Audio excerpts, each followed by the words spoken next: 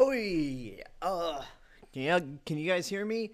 Sorry for coming in so late. Yeah, I just figured I moved it from 7 to 6:30 because I need to give myself enough time to get back home and prep, which was a good thing because I literally got back 20 minutes no, about 35 minutes ago.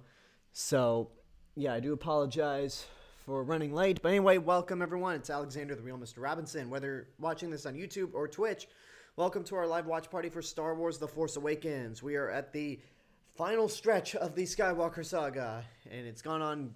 It went by. If you thought Godzilla and the Infinity Saga watch parties went on, well, like flew by quickly, this was nothing, huh?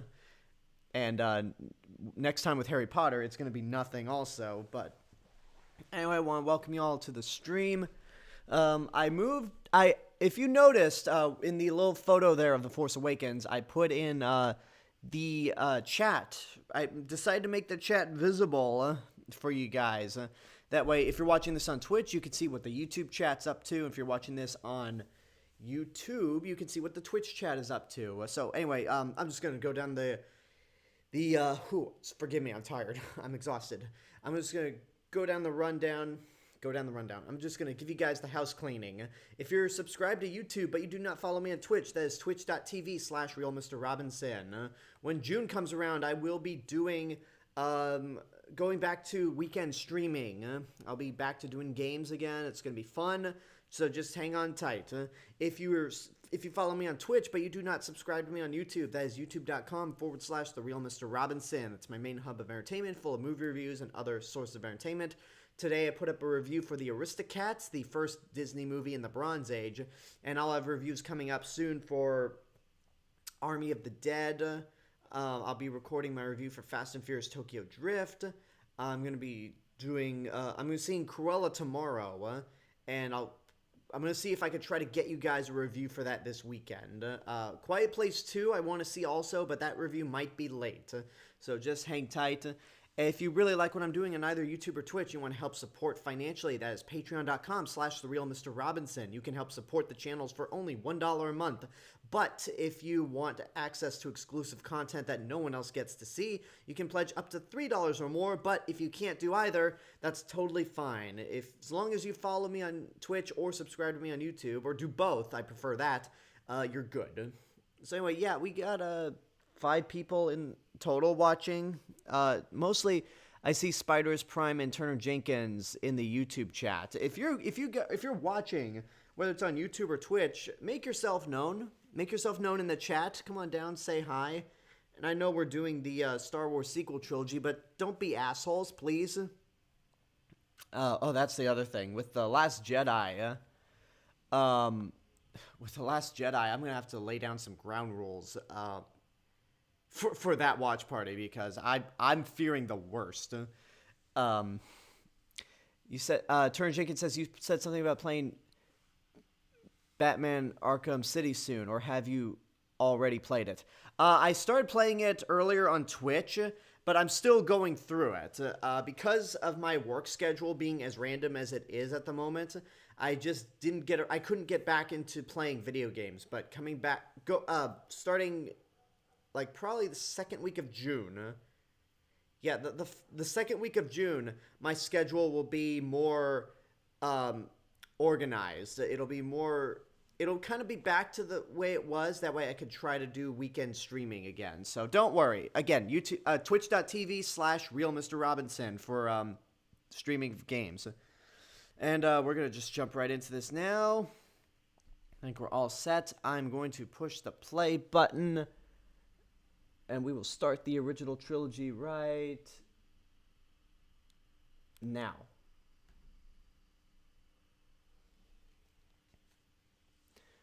Might not be able to be here for long. Yeah, that's one thing I probably anticipated when having the stream play this late, was that for all my East Coast audience members, y'all probably have things to do the next day.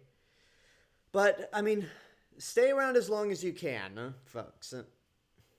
Anyway, man, this probably may have been one of my favorite theater experiences in recent memory. Like, If you don't count Endgame, or the first Avengers. Star Wars Episode 7, The Force Awakens. I still love this opening crawl, and how it immediately hooks you in. Luke Skywalker has vanished. In his absence, the sinister First Order has risen from the ashes of the Empire, and will not rest until Skywalker, the last Jedi, has been destroyed. With the support of the Republic, General Leia Organa leads a brave resistance. She is desperate to find her brother Luke and gain his help in restoring peace and justice to the galaxy. Leia has sent her most daring pilot on a secret mission to Jakku, where an old ally has discovered a clue to Luke's whereabouts. Yeah, I still think this is a great opening crawl. Like, it really hooks you in right away. Like, wait, what? Like, Luke Skywalker has vanished? He's disappeared off the face of the galaxy? I remember the memes going around where you just have milk cartons with Luke Skywalker's face on. Have you seen this Jedi? Ooh, sorry for that close-up. I just have food here that I need to eat while I watch. Like, really, seeing this in December of 2015, it was so surreal. Like, I get to see a new Star Wars movie on the big screen as an adult. Tur Jenkins on YouTube says, I have finals to do tomorrow, so I'll be here as long as I can. Oh, yeah. Finals are, I would say, yeah, just focus on those also.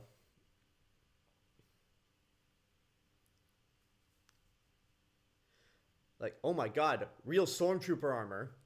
After the prequel trilogy after all the clones were entirely CG, no practical armor sets whatsoever, it's such a breath of fresh air to get actual armor. Hello, BB-8.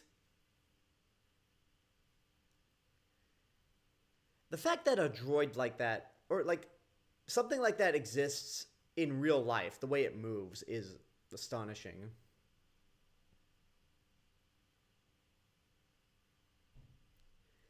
That had to be a meta line, or jab to the prequel trilogy, which, coming from J.J. Abrams, who would eventually screw over the entire trilogy, that line kind of holds no weight, but we're not getting to the Rise of Skywalker yet.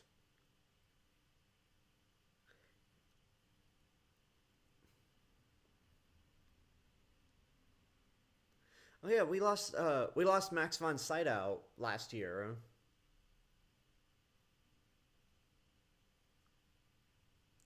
And I say, that's such a waste of him. Like, he only appears in this opening, and doesn't pop up, and then is just killed off. Like, why would you waste an actor, a legend like Max von Sydow?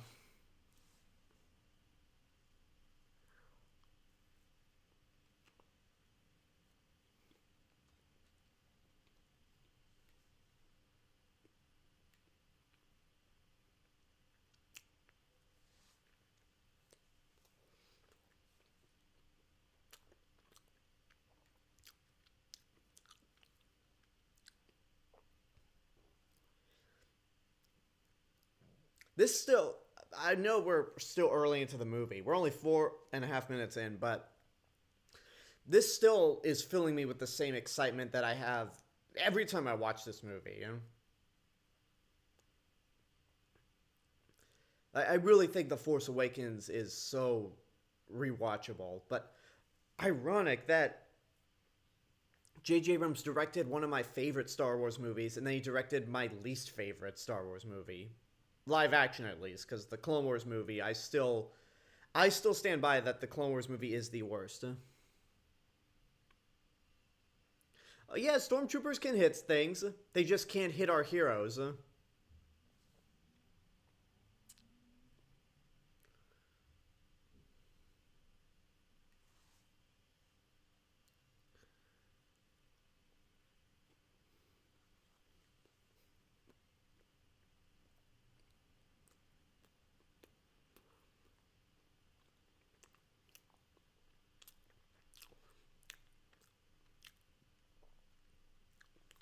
Hello there, Razorbike. Welcome to the stream. He said, sorry for missing the Return of the Jedi on Monday. That was the same day I had surgery, and I've been on painkillers that make me sleepy, which is why I'm also late for this. Ooh, I hope you're recovering, man. And don't worry about being late for this. Like, we're literally 6 minutes into the movie. And I actually started late because I had to push the stream to at 7 p.m. because of a work schedule. And I just need time to prep once I got back home.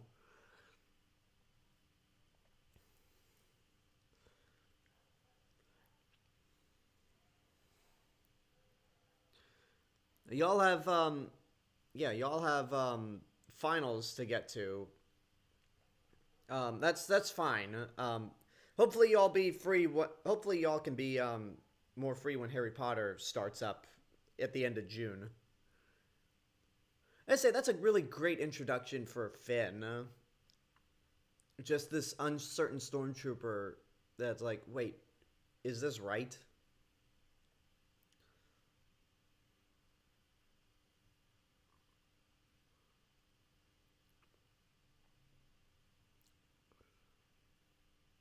I'm still calling him Kylo Ren. I can never get used to calling him Ben Solo, like so many Ben Solo or Reylo fans seem to. It's like, for me, it's Kylo Ren.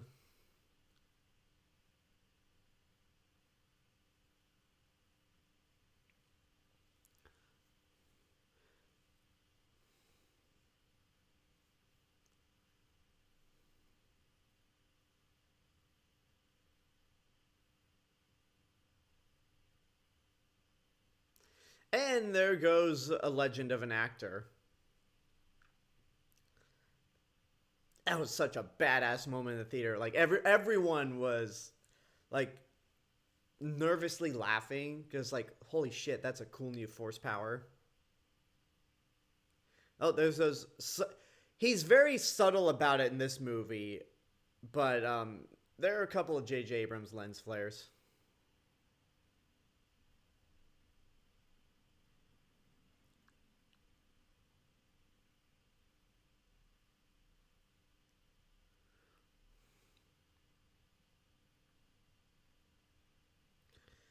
Oh, yeah, you just, again, you take care of yourself, Razorbike.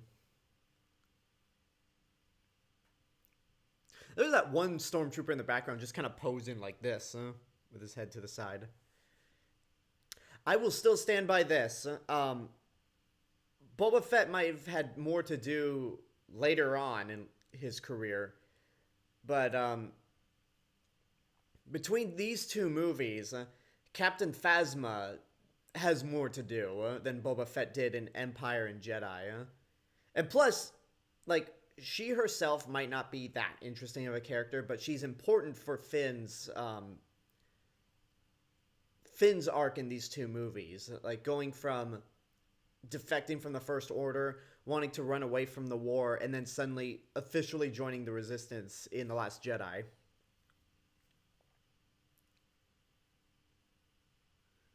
No, not the T-70.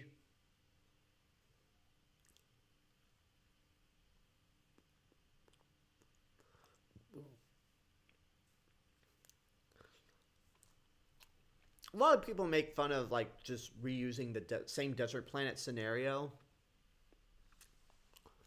But I think it's easy to tell the difference between Tatooine and Jakku. Tatooine has more of an orange look to it, and there's definitely a lot more rocks, and it's more civilized. Jakku looks more tan in terms of its sand, and it's definitely... It's a junkyard planet.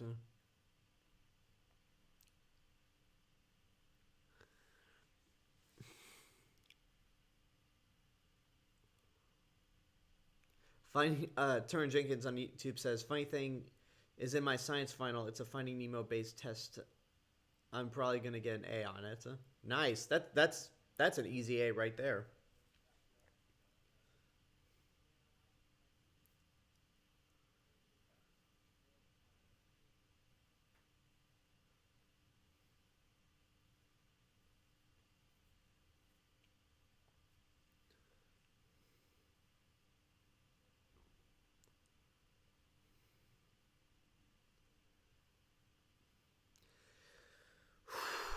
This is my first time rewatching these two movies, The Force Awakens and The Last Jedi, after The Rise of Skywalker. So I'm curious if it's going to be running through my head that that Rey is Palpatine's granddaughter. But the funny thing about The Rise of Skywalker is, even though it's my least favorite Star Wars movie of all time, or at least, again, live action, I forget about it a lot. I actually forget about that movie a lot. Spider's Prime on YouTube said, Finn is so mistreated in this trilogy, but at least Rey got more use as a character. We'll get to The Last Jedi when we get to it, but I don't think Finn was... I think both of these characters were treated so poorly in the last movie, because in The Force Awakens, both of them got great introductions, and then in The Last Jedi, they got character arcs within that one movie that got them from where they were in this first movie. Sure, Finn is more put to the side. I'll give people that in The Last Jedi. But he still got a character arc where he goes from wanting to run away and then officially joins the Resistance as a fighter. Like, he's dedicated to the cause by the end of The Last Jedi. And then The Rise of Skywalker, they give him nothing to do. And with Rey, they take away the interesting and refreshing concept that she's not related to anybody and just completely screw that over. Like, it really devalued Rey. By the time we got to that, I want to say third movie, but it's more I'm going to call it fan fiction. Again, that's just me, and I'm not really in the mood to argue with people about this.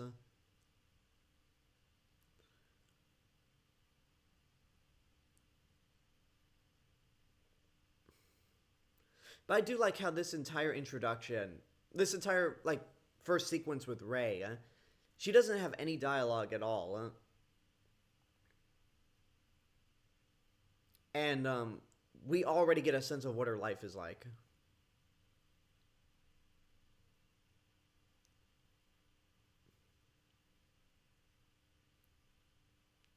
Hey, so this is a recreation of what it's like going to GameStop. Razorbike says, God, I hate that they retcon who Rey is. Yeah, I mean, again, we'll save The Rise of Skywalker for... we'll save The Rise of Skywalker for when we get to it, which probably will be next... It will be next week.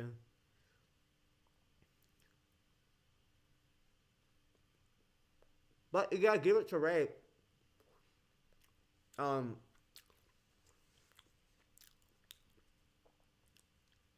Despite being on this junkyard of a planet by herself,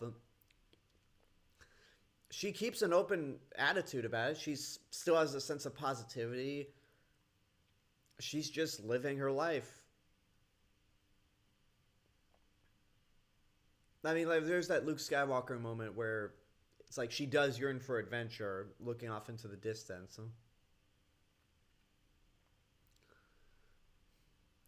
That's an adorable moment right there. She just randomly puts on a helmet, and she lives in a down AT-AT.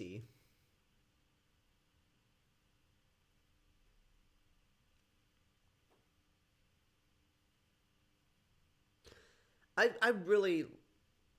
honestly can't wait to see what else Daisy Ridley does in her career. I didn't see Chaos Walking, but apparently I heard that it was terrible. Apparently, Daisy Ridley's Daisy Ridley joined a movie that's being directed by the directors of Ready or Not, which was one of my favorite movies of 2019. So I can't wait to see that.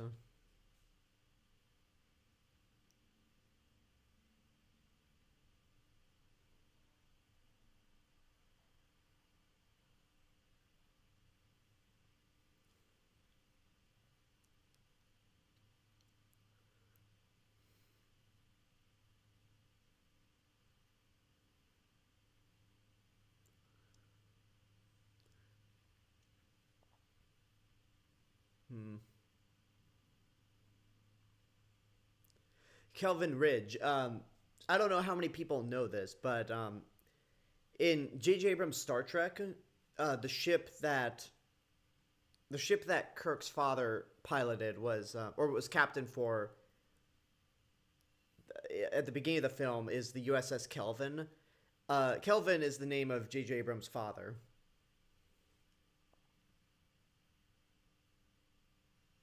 I love that expression where she's just regrettably like, all right, come with me.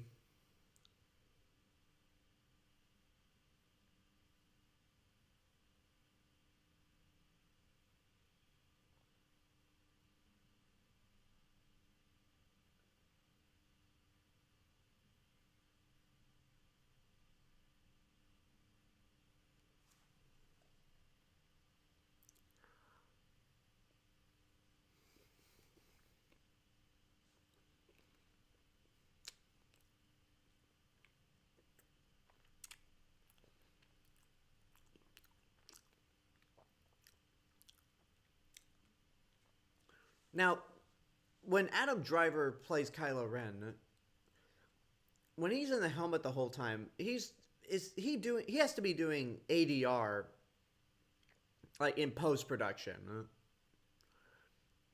unless they actually built a voice modulator, a very clear voice modulator on set. It's got to be ADR in post.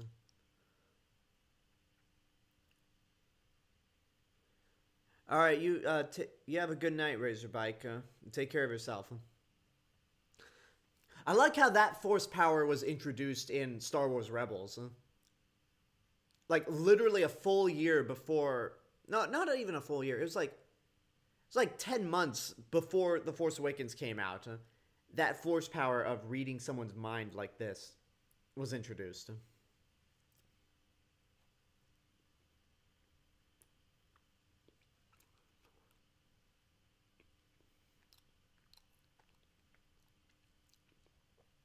That optimism ray.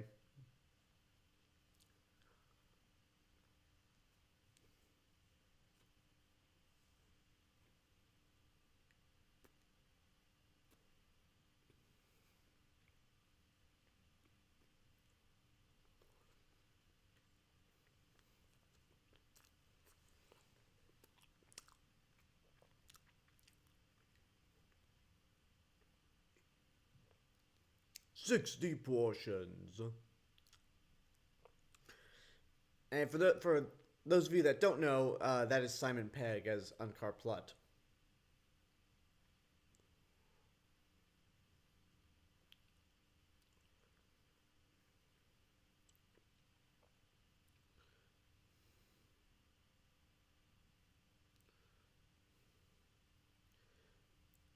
Well, wait, your hours say that you're still open, huh?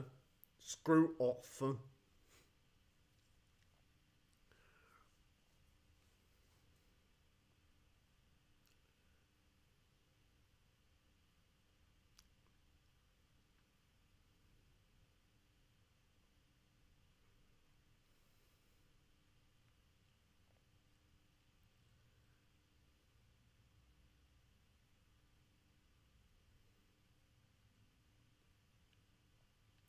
All right, so one of my criticisms of A New Hope, and by criticism I just mean something that, like, if you really want to pick that movie apart or nitpick it, then it'll bug you for days. But it's that Luke Skywalker can easily get into an X-wing without ever flying it,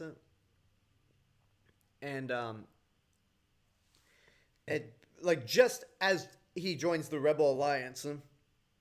And he's able to destroy the Death Star with it. I don't have a problem with Poe Dameron just jumping into a TIE fighter, like, without having to fly it, because he's been in the Resistance for a long time. So he probably has studied how to fly all these different starships. Except he can't learn how to uncouple the TIE fighter from its chain. Stop that fighter.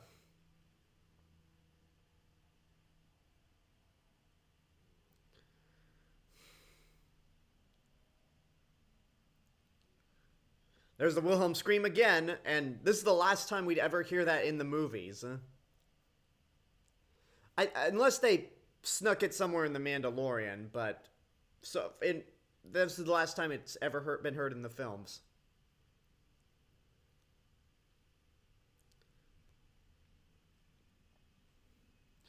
This is a great opening chase, or an escape scene.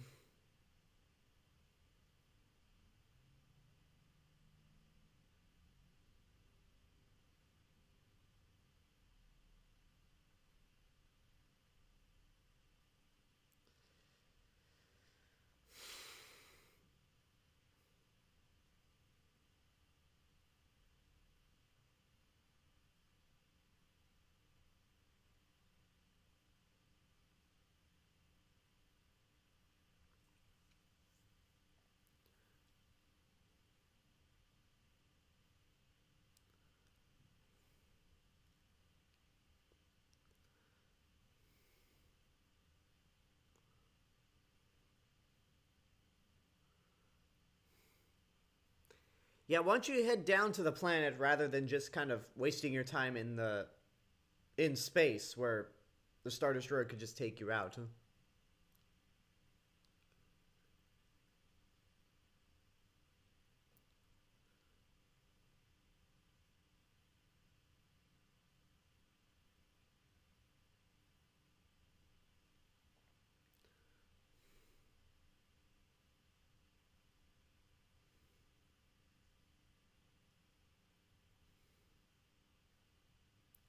Yeah, I think that was supposed to insinuate that Finn was force sensitive, but I honestly I think that's a stretch. If J.J. Abrams wanted to show off that Finn was force sensitive, he should have done that in better ways instead of his little mystery box scenarios.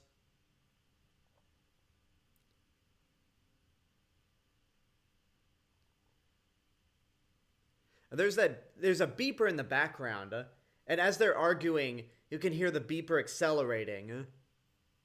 And I'm just like, guys, there's a beeper. Pay attention to it. You're gonna get hit by something, and up there you go. Now you're gonna crash into the planet.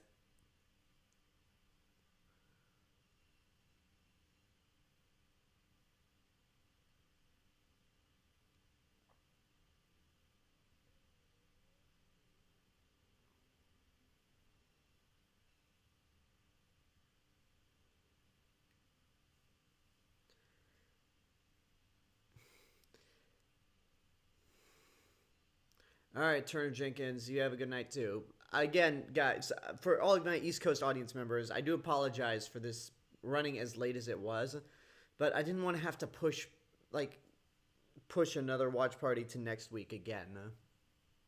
So once again, I do apologize if y'all gotta uh, head out.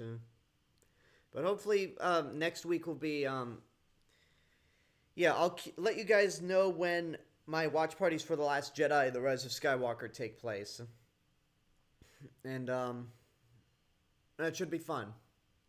Well, I don't know. That's maybe people have different definitions in terms of how the last two watch parties are going to be in terms of fun. Hello there. Let me see if I can get your name down. Francisco Schettino. Did I say that correctly? Let me know in the YouTube chat. But welcome to the stream.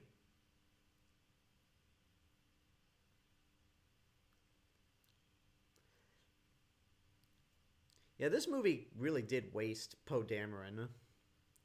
In my opinion, The Force Awakens clearly the best of the new trilogy. I'm a Last Jedi fan myself, but I can definitely see why people prefer this one more, because this one is, I think, more rewatchable than The Last Jedi. It's better paced, it's more entertaining, but The Last Jedi is just more interesting to me.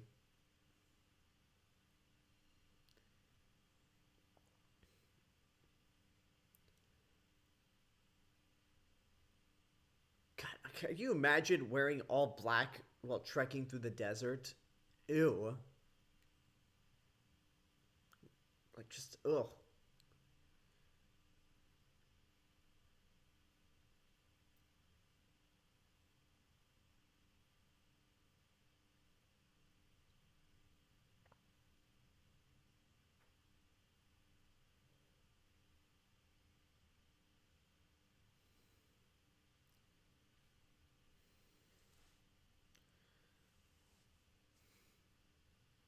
Snoke. I always thought Snoke was a silly name. I mean, Star Wars is full of silly names, but something about Snoke is just kind of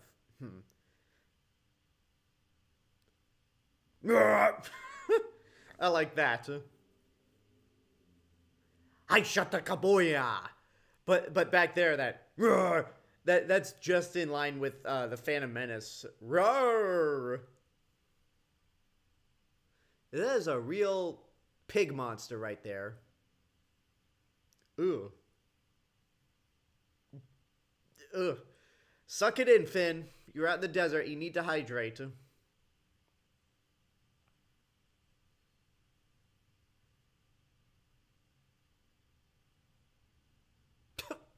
Damn.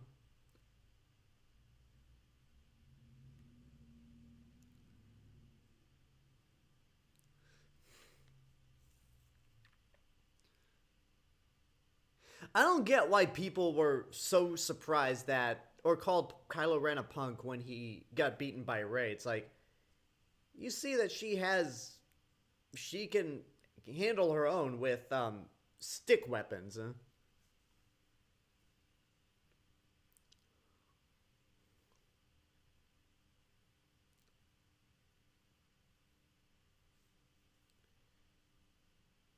Finn, run. Run, dude, run! Spiders Prime on YouTube says, remember when all those Snoke theories were all the rage? Yes, unfortunately I do. And, I think people have confused, like, having fun with speculating things with, what the movie actually delivered, which, whatever, we'll get to that next week. But, yeah, I remember all those stupid Snoke theories, but there's also something else out of this movie that I remember that dominated the world. Something that I actually find amusing. We'll get to that thing when we get to it.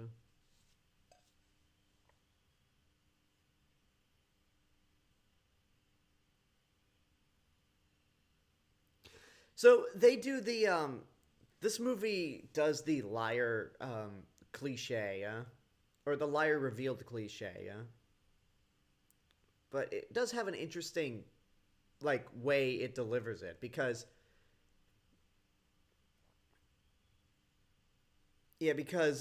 Finn lies about being with the Resistance,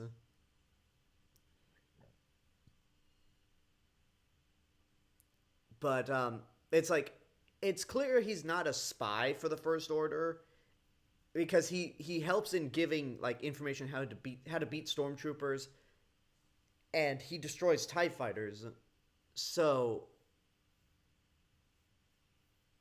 and then at the end of it, when he tells the truth to Rey, it's like, oh, she's not angry at him because he wasn't a spy or anything. King Raiko says on YouTube, why did so many people want Snoke to be Darth Plagueis? Because thanks to George Lucas, every pre-existing character has to pop up in some shape or form. God forbid we have original characters that are independent from others.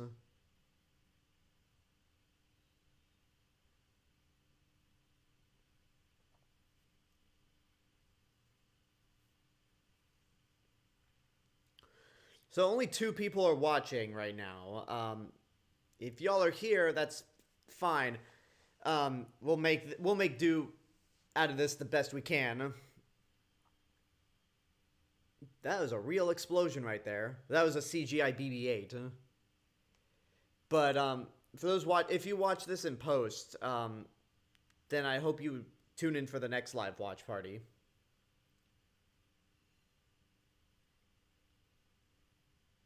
I'm the one who asked you if you were okay. I hate that this sequence did not translate in terms of like the Blu-ray release, because I would have loved it if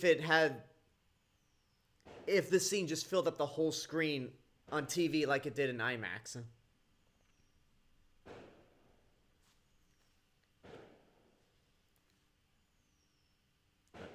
Alright, there's something going on outside. Sounds like fireworks. I hope not. Or I hope it is fireworks, because that would be, I'd hate for it to be the other thing. Hey, 5 people are here. And I just completely ignored the fact that they casually showed the Millennium Falcon. Like, I like how rather than doing it in A New Hope, where it's just this slow pan and reveal, it literally does a quick pan and boom, there's the Falcon. Y'all know what this ship is. We don't need to make a flashy intro for it. King Record says, and now we have the Death Star 3. At least Starkiller Base is like an evolution of the Death Star blueprints.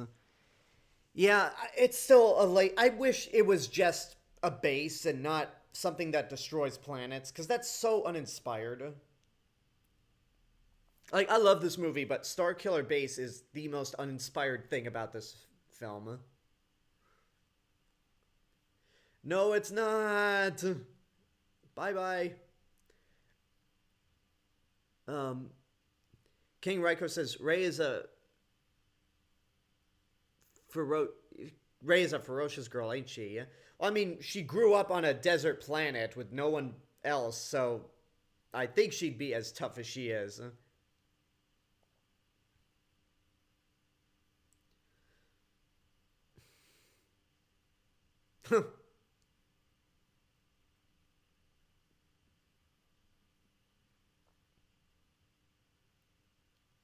I love the parallel in this and The Last Jedi, when like Finn's clearly having difficulty with the quad guns, and he tells Rey, try sitting in this thing, and then in The Last Jedi she is in it and is like, I like this.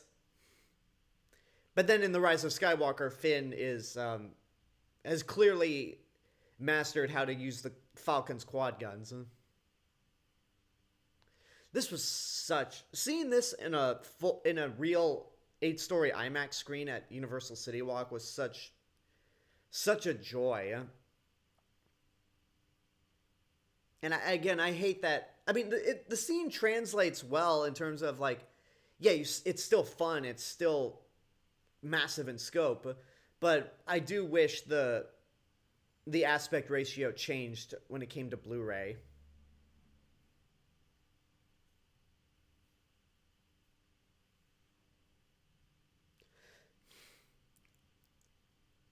And I love how those scavengers are just like, hey, we've been stripping this Imperial Star Destroyer and just getting pieces from Imperial TIE Fighters. Let's all haul ass to get pieces from this First Order TIE Fighter.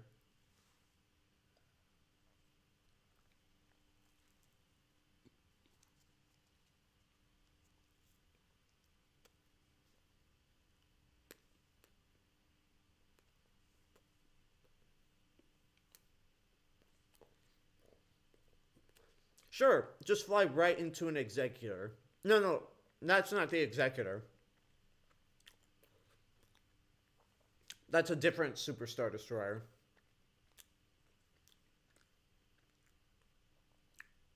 I forget what this Super Star Destroyer is that they're flying through.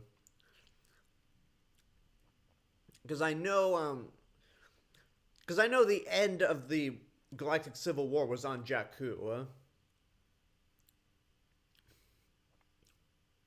Literally 25 years before the events of the Force Awakens. No, wait. Did the Battle of Jakku end? When? Where's my phone? I don't know where my phone is, but was the Battle of Jakku 5 years or no? It was I'm sorry. It was a year after the Battle of Endor.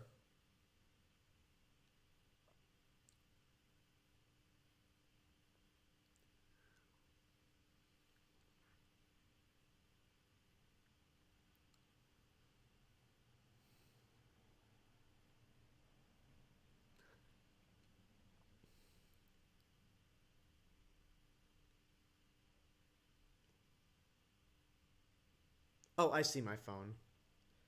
I really do love Rey's theme in this movie. I love how her theme is not really that heroic.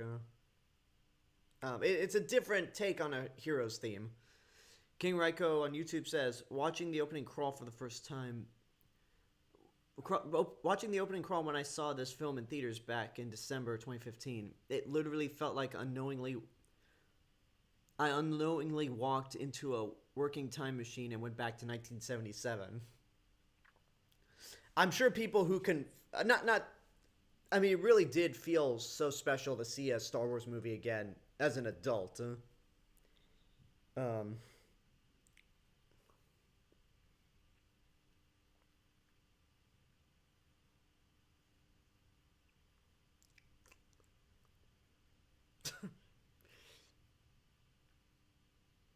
I do like how, as opposed to killing people who fails him like Vader did, Kylo Ren just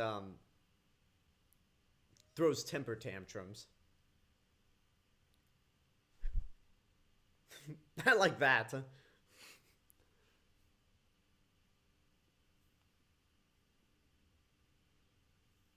Spiders Prime says, "Here's something you don't get from Vader." Exactly. I mean, yeah, Vader is definitely more calm and more threatening than Kylo Ren. I like Kylo Ren as a villain, but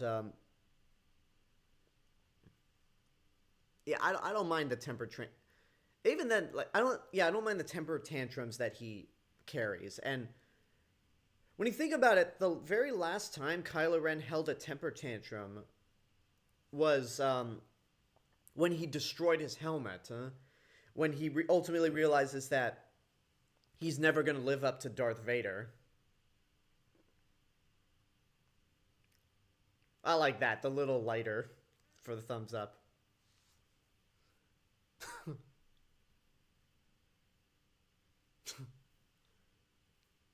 Why does everyone want to go back to Jakku?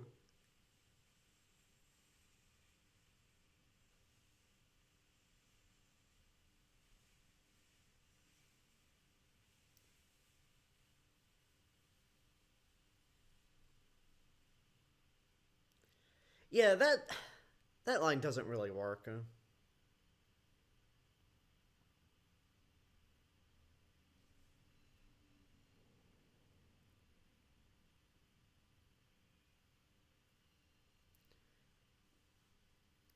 All right, I'm gonna check.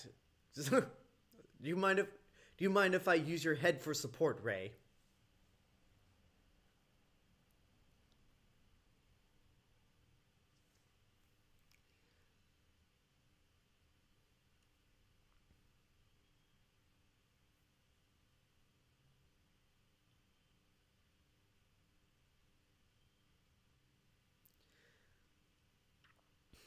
I like this introduction as well. It's like, yeah, it's like we don't need like a shot of their feet, and then slowly pan up to them.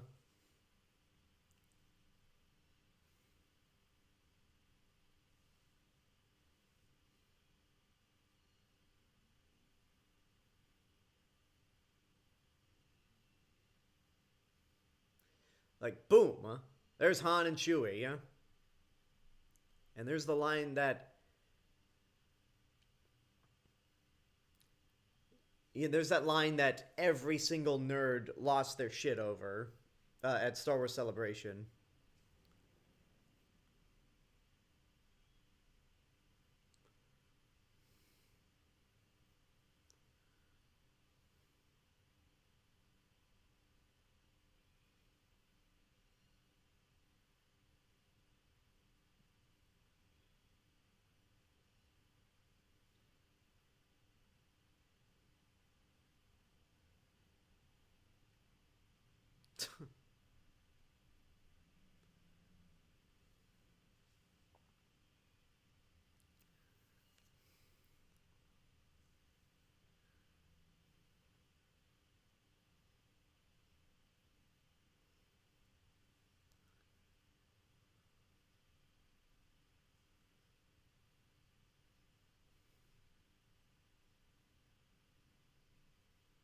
Just like, Chewie, you don't know your best friend? You don't know if your best friend was a war hero or not? I gotta say, going to Galaxy's Edge and walking into a recreation of the Falcon cockpit was, man, like that such a joy.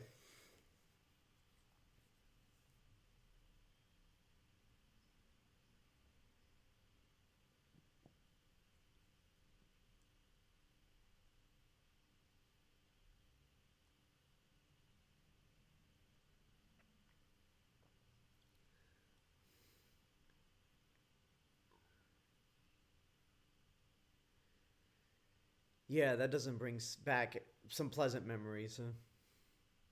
Like really, I know a lot of people say this, but I don't. Harrison Ford is so good in this movie. Yeah, like he really. I know he's not the biggest fan of playing Han Solo after Empire Strikes Back, but he doesn't really like talking about Star Wars, really. But he gives it his all. He comes in and is a professional about this.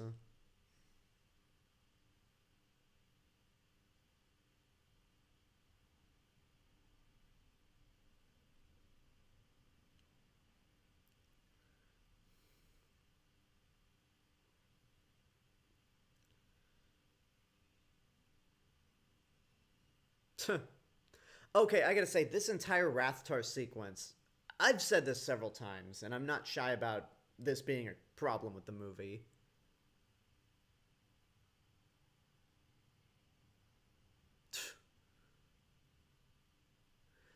Anyway, I always felt like this scene was so pointless.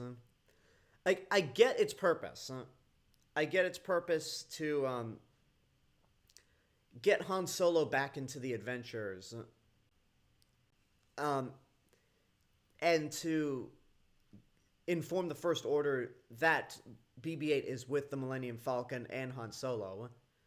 And then it's also, its other purpose of existing is to give Mark Ellis from Schmoes Know hell. Because I do like how that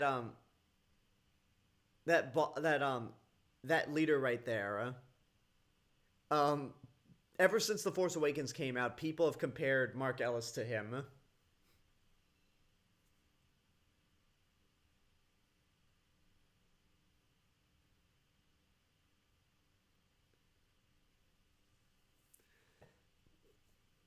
Also, such a waste of the raid actors. Like, you got the raid actors in Star Wars, and they don't do any cool shit.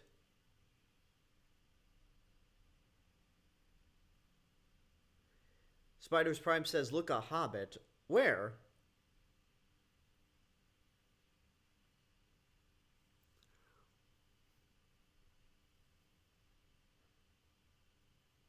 Chewie just nods his head.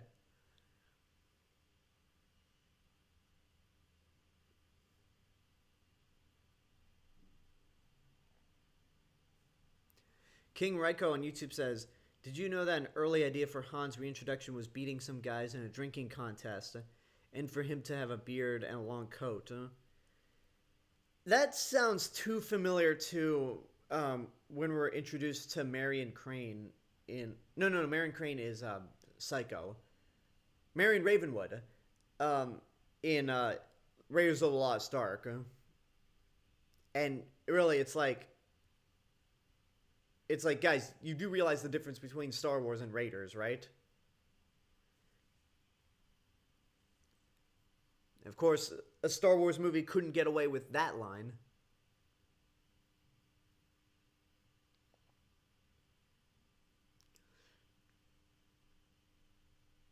It's like, y'all better haul ass, because those things are fast.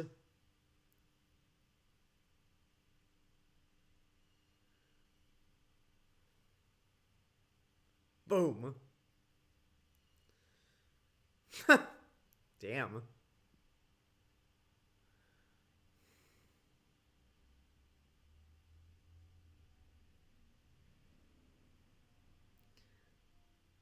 King Raiko says an homage, perhaps. I guess an homage, but it seems too on the nose, considering that Lawrence Kasdan co-wrote this movie.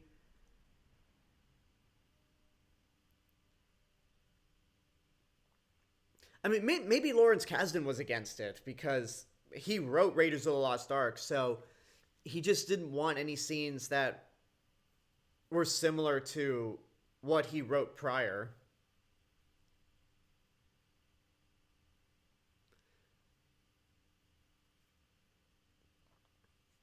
I mean, I'm pretty sure that Lawrence Kasdan was responsible for everything involving Han Solo in this movie. Because Han Solo was always a better written character under Lawrence Kasdan. And then J.J. Abrams did a lot of other stuff.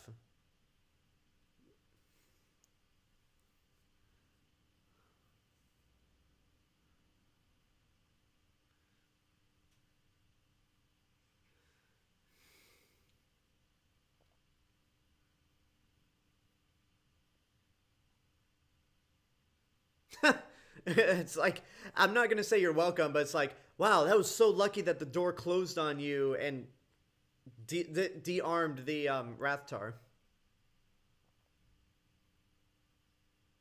No, Chewie! It's alright, he's okay.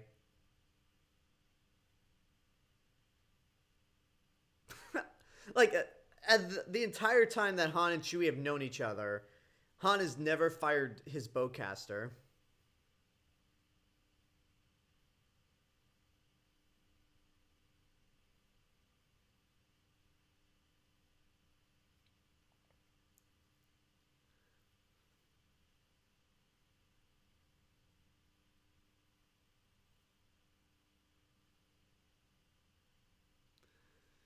Yeah, but he's wailing in pain.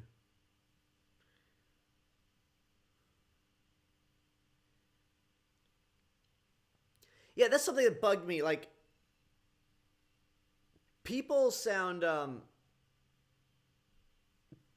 people had such a big problem with the Holdo maneuver in The Last Jedi, but y'all didn't have any problems with these new ideas, the new ideas of lightspeed introduced in The Force Awakens. Like, that you could just jump to lightspeed without moving, or that you can make a landing approach at lightspeed. Rathtar sounds close to Reptar, says King Raiko. It does. There's the Death Star 3, I mean Starkiller Base.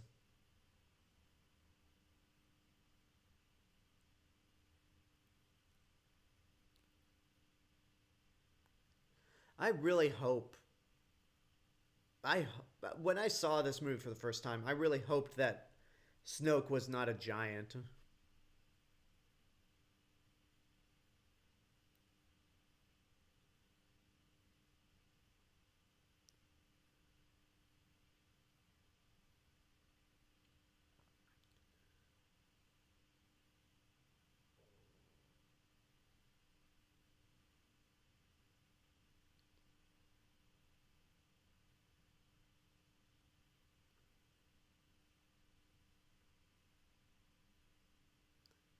I hope we get more stuff on the New Republic in terms, like, whether it's shows or I think Disney Plus will be a good platform to expand on the New Republic, because we still don't know that much about them.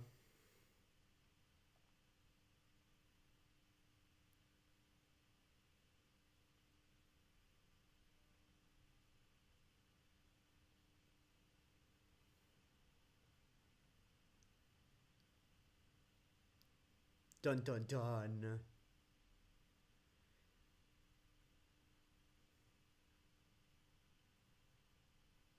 Master of the Knights of Ren.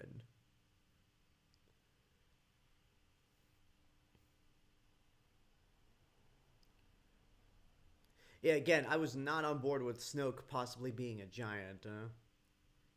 And then when it shows the hologram going away, it's like, oh, he's just egotistical. Okay.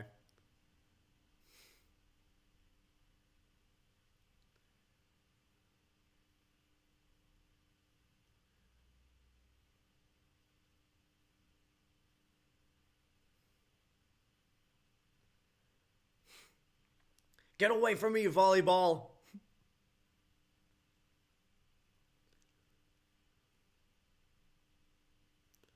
You were saying?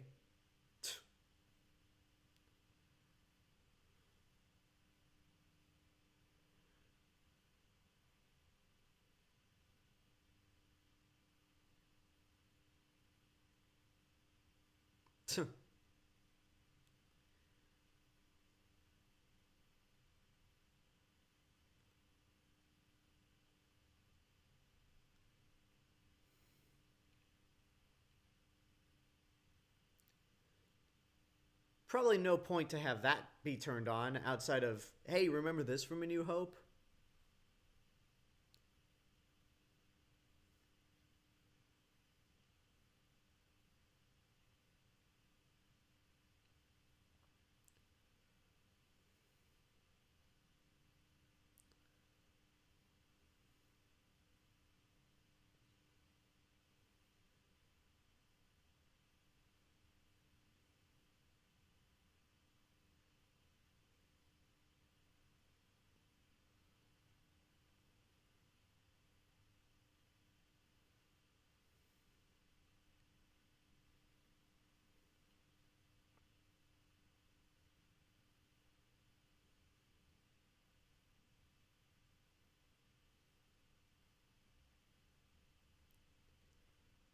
So again, J.J. Abrams set that up specifically for Rian Johnson to expand on it.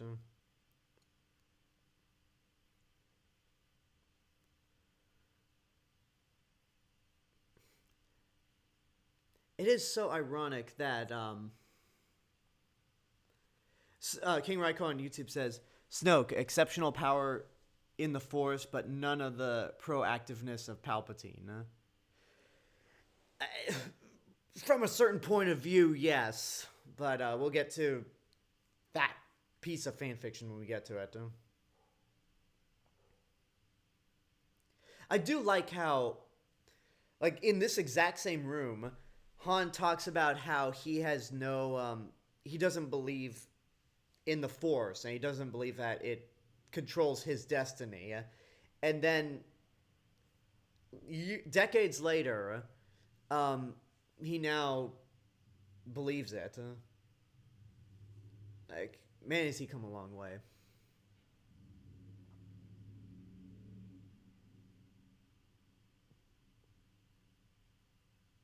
I do love that moment. Like, there's a parallel moment in The Bad Batch when when the group takes Omega with them and they land on another planet. And since Omega has been so used to Kamino this whole time, she was just like, she is a little kid, but she was like literally a little kid when she went to a new planet.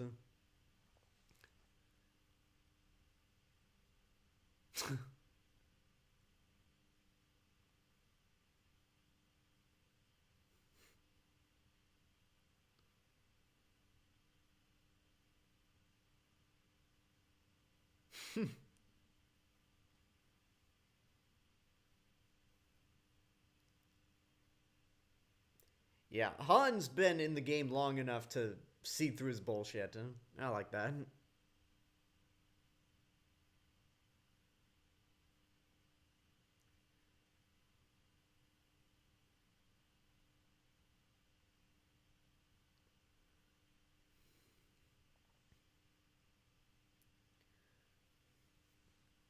Now, that ship, there's a ship in the background um, that looks like the Razor Crest from The Mandalorian. Wonder if we'll get a good view of it.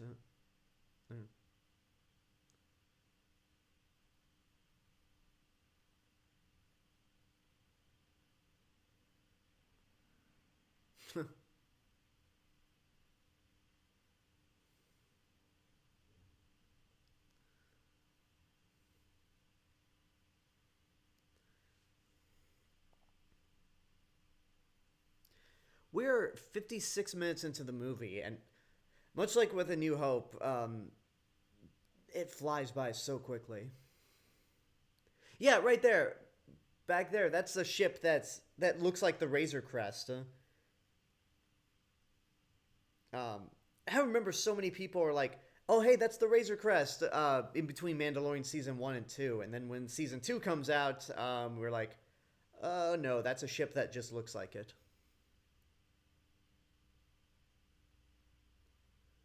That's an interesting looking droid.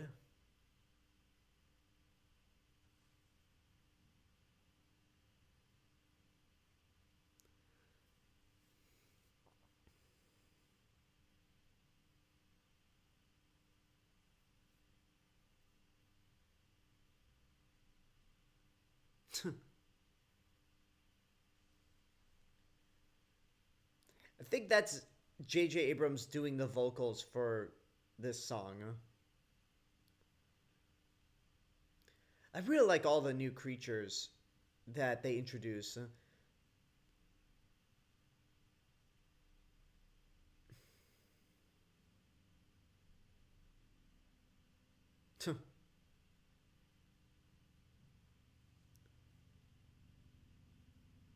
And everyone just goes back to their business.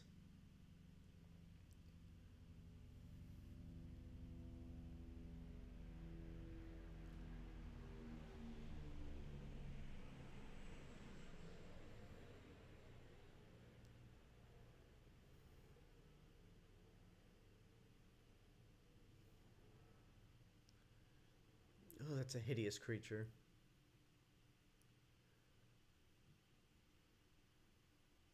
Those weird mosquito creatures. I like that one guy. Ah ah ah ah ah ah. Ah.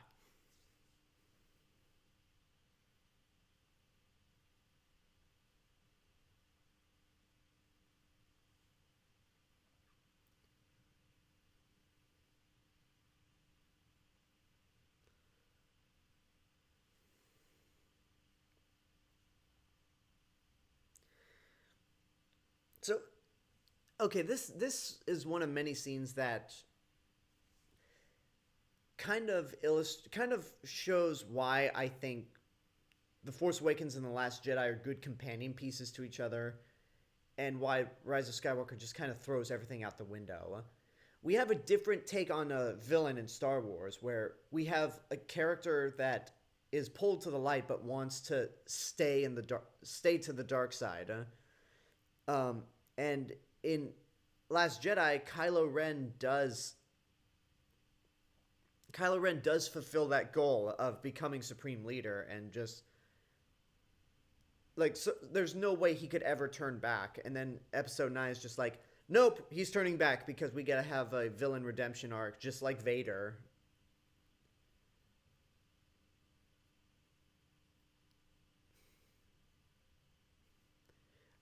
Spider's Prime on YouTube says, weird that Maz wasn't in Solo's Star Wars story.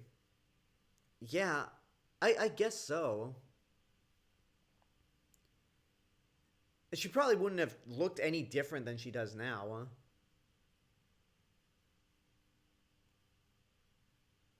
I guess because Lupita Nyong'o was making Black Panther at the time, so she wasn't available.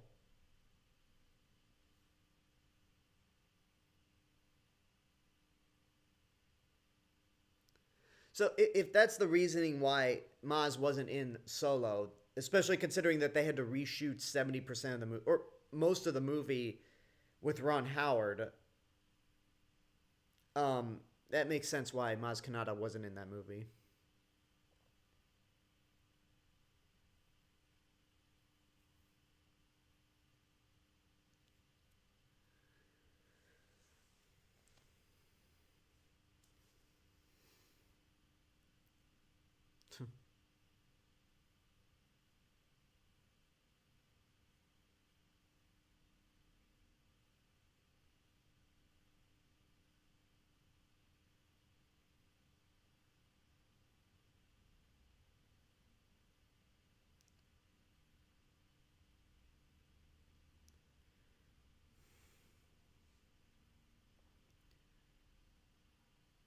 King Raiko on YouTube says it best. Next movie, Kylo doubles down on the dark side by removing everything that shackles his potential to fully embrace his monstrous nature. Exactly. And then J.J. Abrams set that up in this movie. And then in the third movie that he directed and co-wrote, he's like, nope, nope, we're going to forget about that.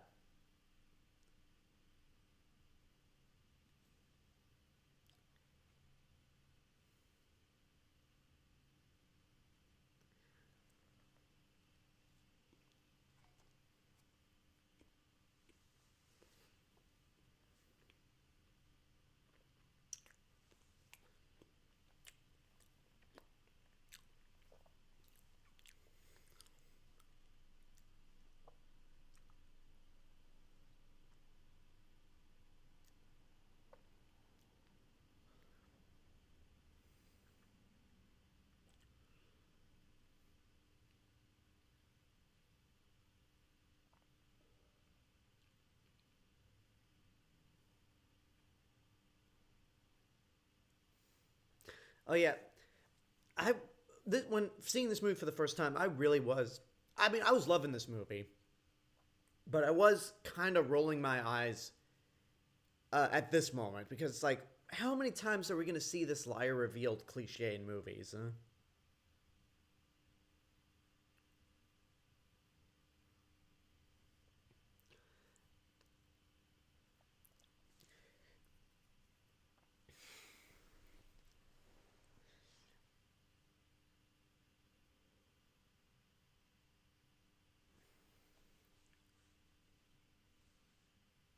That's corny Finn.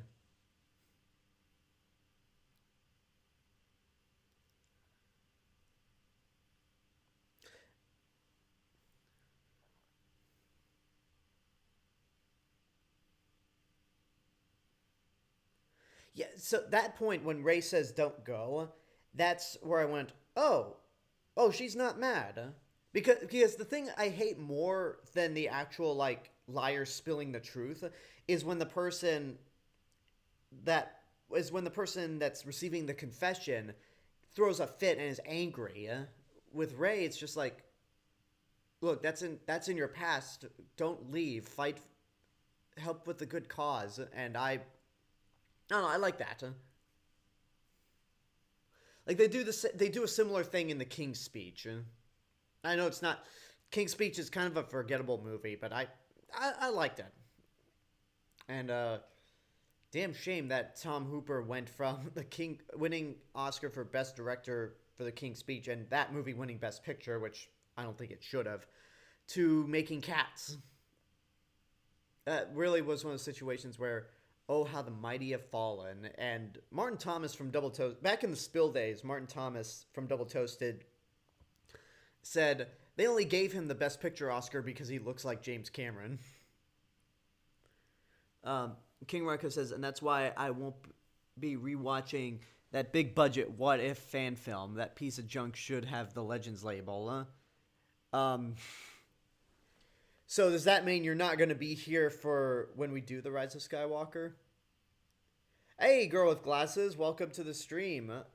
It's been a while. Been a long time. Yes, Tom Hooper did direct Cats, the very movie that ever since that came out, the world has just gone to hell.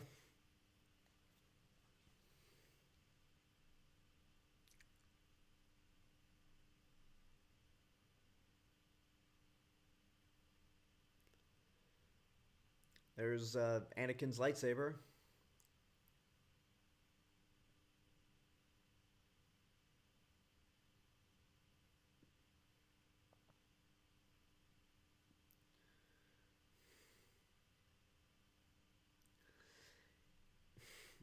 So this whole sequence right here, this whole sequence is J.J. Abrams doing his mystery box scenario, where it's like that's Luke Skywalker with R2-D2. Here's Kylo Ren with the Knights of Ren, aka the most useless characters in Star Wars. You think Phasma is useless? Um, Rey being abandoned by her parents. Uh, those are all things that Rian Johnson answered in The Last Jedi.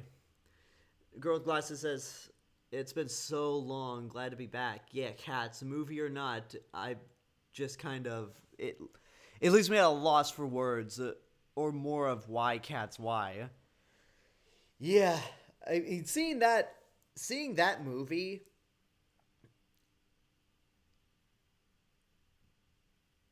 That movie, like, I spent, the day I saw that movie, I spent,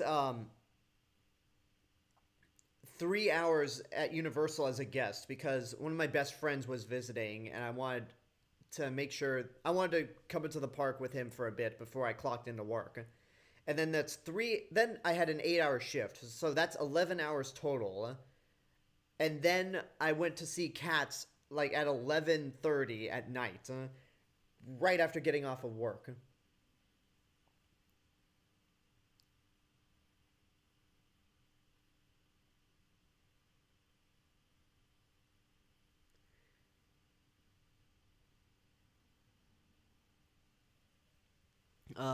Spiders Prime said, "Did you hear Yoda and Obi-Wan's voices?" I did. Yeah, Yoda was just archival footage archival audio from Empire Strikes Back, whereas Obi-Wan was Ewan McGregor actually doing some voices. Okay, King Raiko says, "I'll join the live chat for the is that English? The Rekla Keys Fo Esta et." I think you may have typed up nonsense right there. But not rewatch it for myself. Okay, fair enough.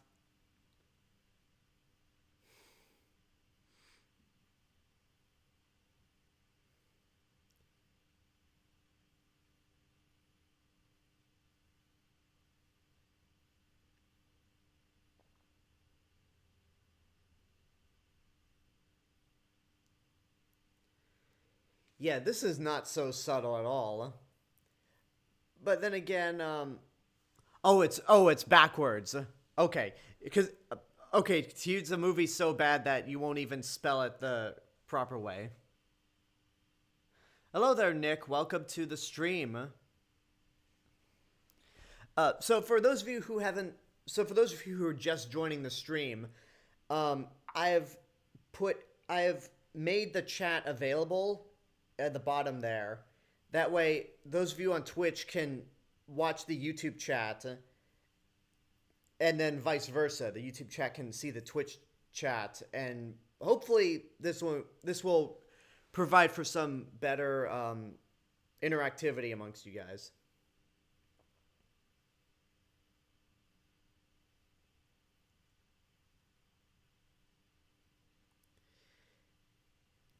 Yeah, the Starkiller Base thing, like, I mean, the idea that they converted a planet into a weapon is kind of terrifying. It's a terrifying concept, but for it to do the exact same thing that Death Star does, come on, J.J. Abrams, you could do... He did The Rise of Skywalker, so I can't say he can do better.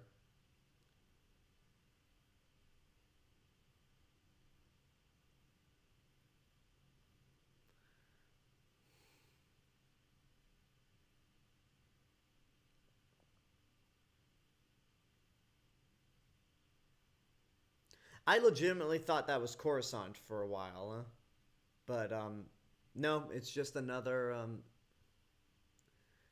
city planet.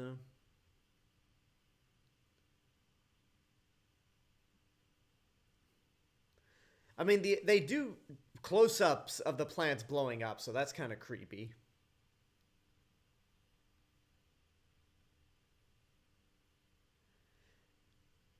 Nick Sheets on Twitch says, "You know this is the first Star Wars movie that left me traumatized after watching it." Really?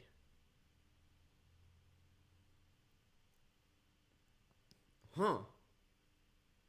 Because I remember how much Empire Strikes Back traumatized me when I first saw it.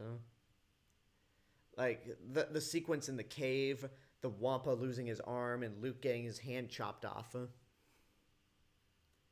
I guess that plays into why out of the first three movies, Empire was the one I watched the least. Okay, here comes a shot that literally makes no sense. Like, that one right there. Because it's like, hey, remember Apocalypse Now? But then it's never evening again.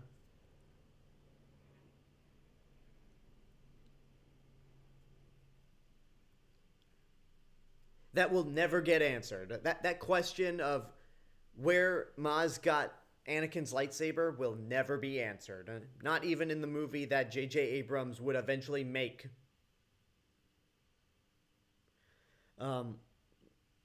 Nick, she says, and that's because of a certain death in the movie. Oh. Okay, yeah, I know exactly what I think everyone knows exactly what you're talking about.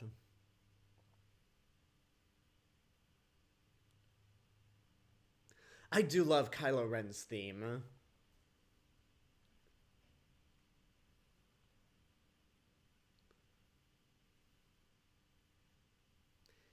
Yeah, so much for Rey being a Mary Sue, which I don't buy into that argument at all. That she's a Mary Sue. I just don't.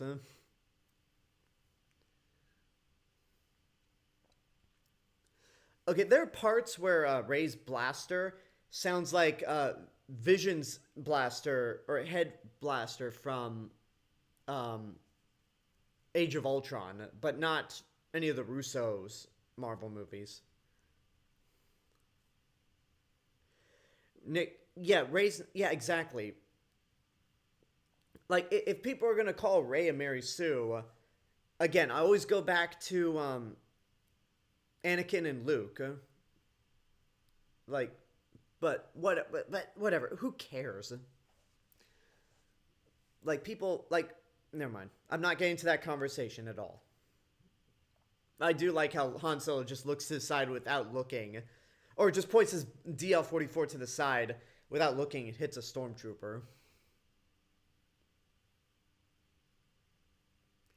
Man, seeing a lightsaber ignite again, such a cool feeling. Especially since this trilogy uses them sparingly, like the original trilogy did.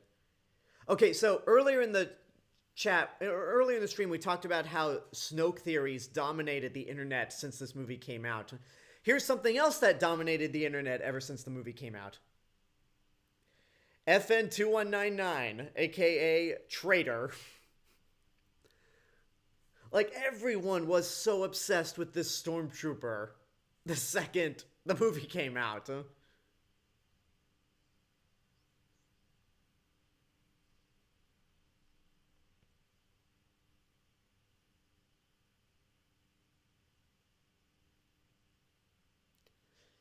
Bam!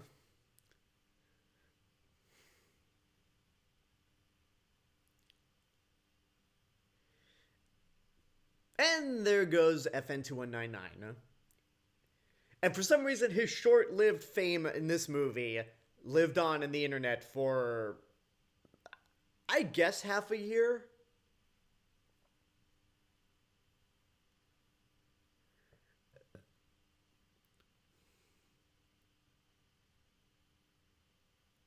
Okay, I will say this, Nick. He says, the argument that Rey is a Mary Sue is just as ridiculous as how people argue that Thanos could have been redeemed. I mean, I lost my shit when the X-Wings popped up again. And the Resistance March that John Williams composed definitely helps. But anyway, I'm not gonna, like, I think a better way to look at the whole Thanos thing, since Anakin was redeemed by the end of Return of the Jedi, I think a better way to phrase the Thanos thing is is like, I can't understand how it's ridiculous that people would argue that Thanos is a hero or that he's in the right. It's like, he's not in the right. That's why he's a villain. King Raiko on YouTube says, I would have liked to have seen Finn and Nines. FN2199 doing stuff together for the First Order before the events of this movie. I'm sure there's a comic of that. Because I'm sure there's some expanded material to explain that.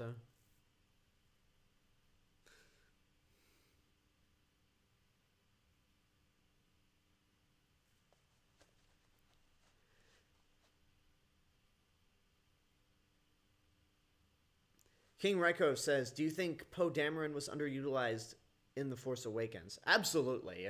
He wasn't much of a character in this movie. Like, I get the point that he was supposed to be the rogue type guy, but we already had Han Solo. But I think he got his due in his character growth in The Last Jedi.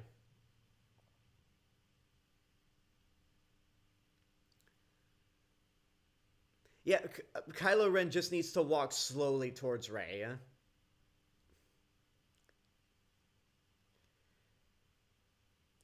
I will still never get over how cool that Force power is. But this is the only movie that does it.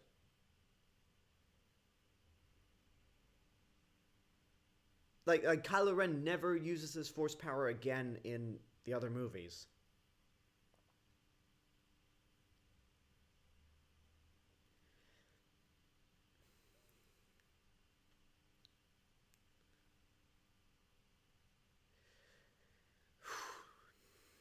Uh,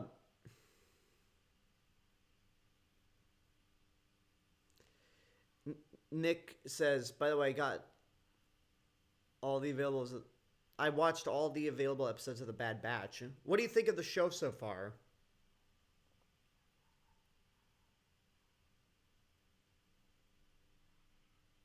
Wow, that stormtrooper standing next to the commander there was really, or I guess the sergeant, was tiny. Um, Nick King Raiko on YouTube says, some think Nines should have been replaced with Phasma. What do you think? Of I don't care, really.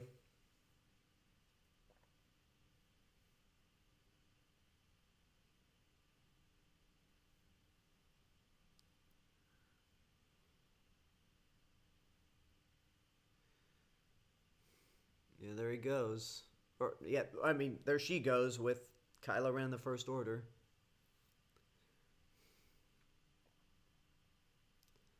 That's a Wizard of Oz moment right there, where in Wizard of Oz, Dorothy gets kidnapped, and then Toto looks into the sky as the Wicked Witch and her flying monkeys fly off with Dorothy.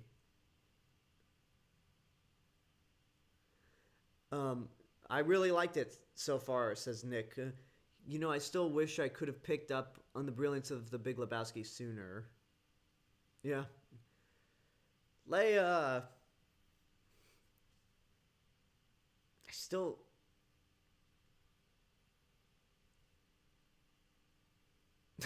There's 3PO.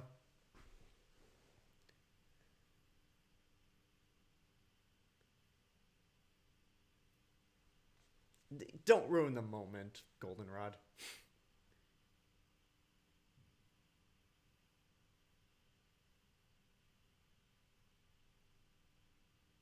Or just paint over it.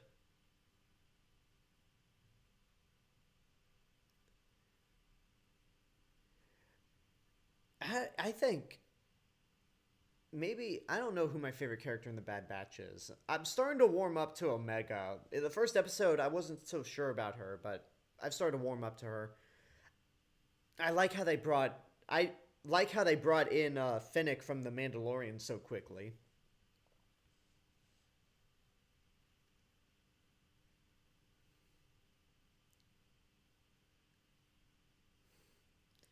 There's Dakar.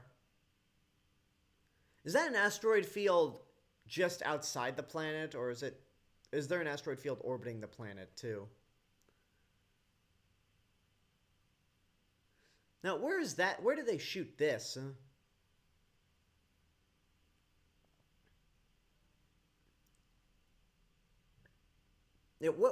Where did they shoot Dakar?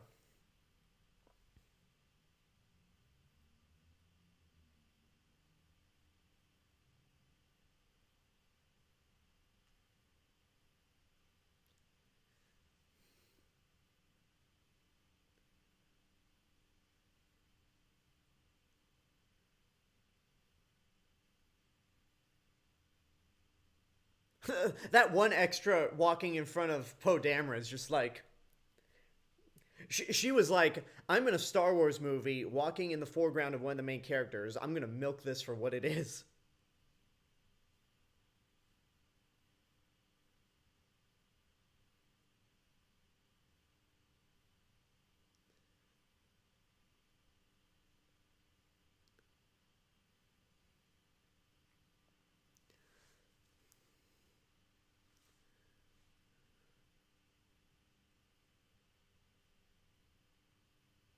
There's Billy Lord in the background.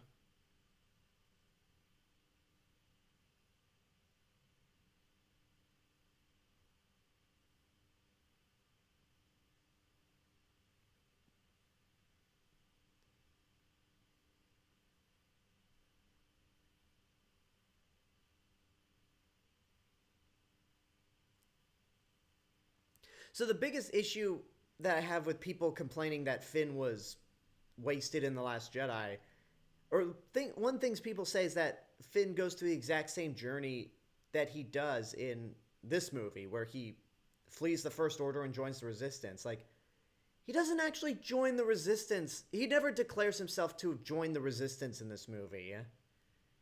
Like, all he cares about is running away and taking care of, basically ensuring that Rey is safe.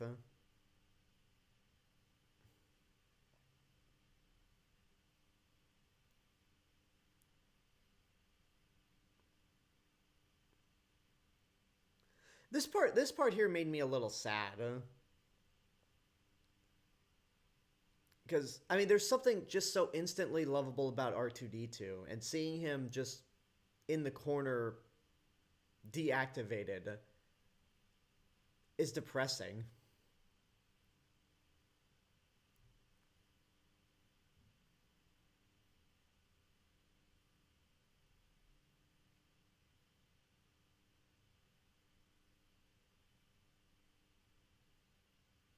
Although it is kind of cheap how R2 just magically comes back.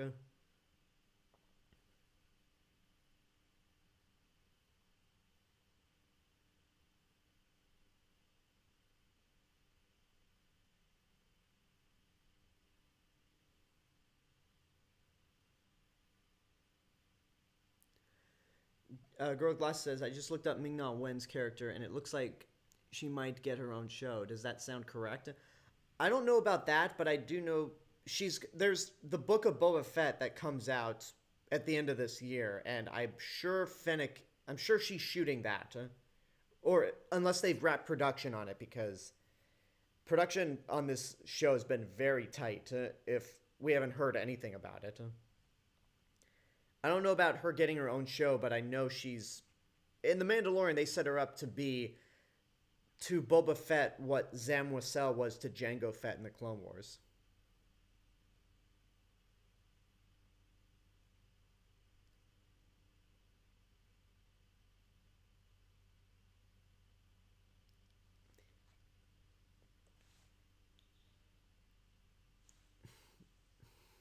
Yeah, there's no. Right now, there's still light in him, but that light's going to be extinguished before you know it.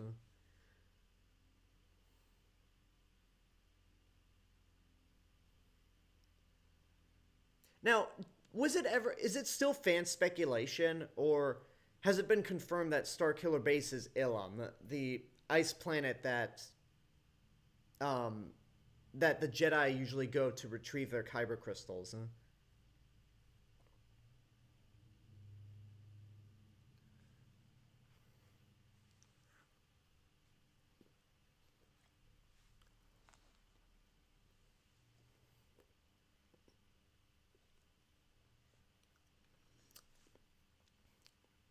So it's the mask that bothers you, huh? And it's a hot guy.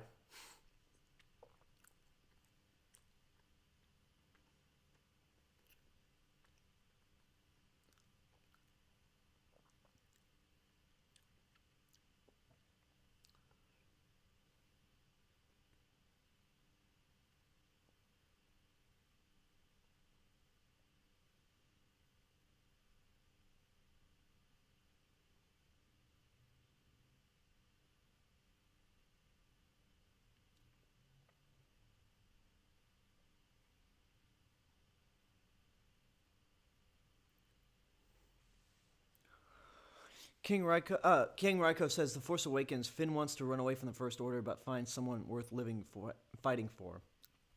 The Last Jedi. His journey picks up where it left off, and he becomes an official rebel.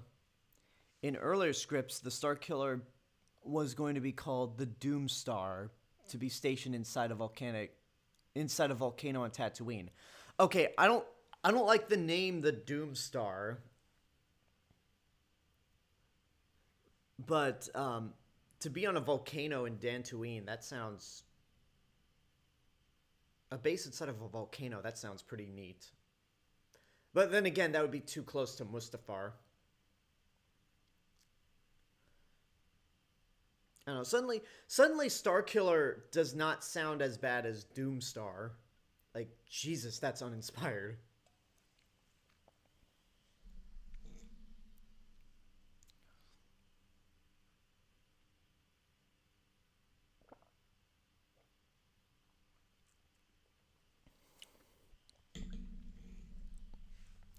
I do like this little game of Force tug of war. It's another sequence. It's another moment in Star Wars to show how much of a genius John Williams is. Like, to where you can hear Kylo Ren's theme because he's the one who's in control of this whole situation. And then after a while,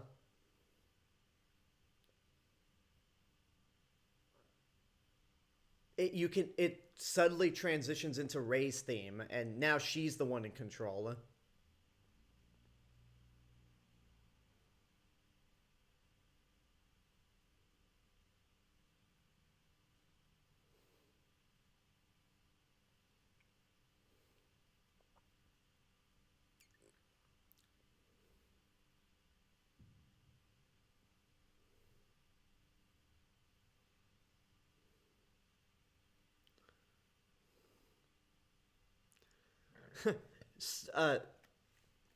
Spiders Prime in the YouTube chat says, Doomstar sounds like something Doctor Doom would have for a starship.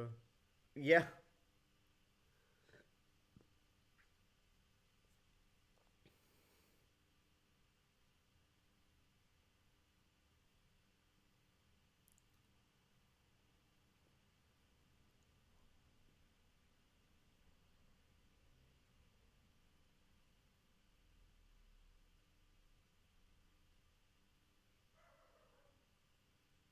I do like how, amongst many things that I like in these first two movies, I like how Kylo Ren and Hux's dynamic is just are like two brothers who hate each other and trying to appeal to their daddy, Snoke. And then once Kylo Ren becomes Supreme Leader, it's like, I'm the one who's in charge now. Yeah, and I'm sure everyone knows this, but that stormtrooper there is Daniel Craig. But it doesn't sound like him.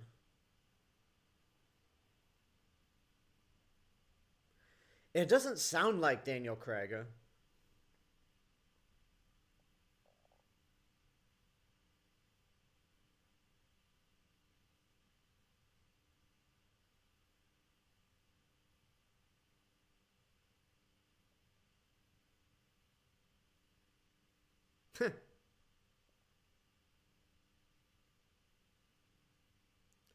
And for some reason, Rey being able to nail the Jedi mind trick got everyone to thinking, oh, she's Obi-Wan's daughter or granddaughter. Like, can we not do this, guys?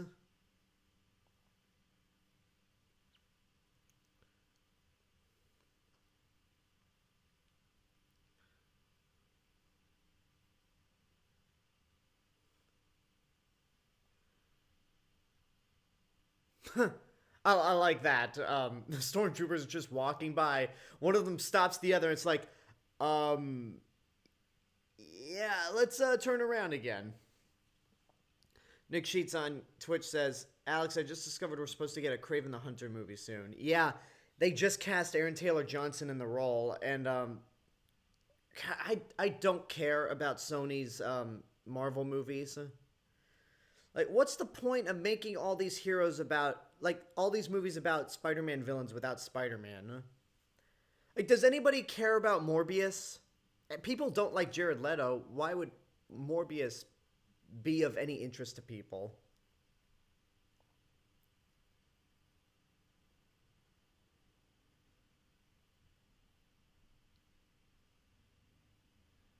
There's Akbar. Actually, they just announced... Wait, what? Okay, I don't have my phone with me, so I'm gonna check that right now.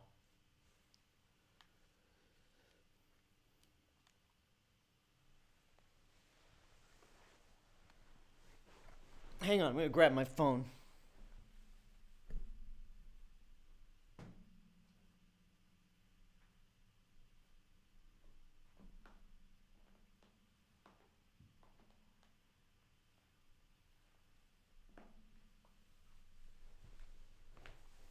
I'm back.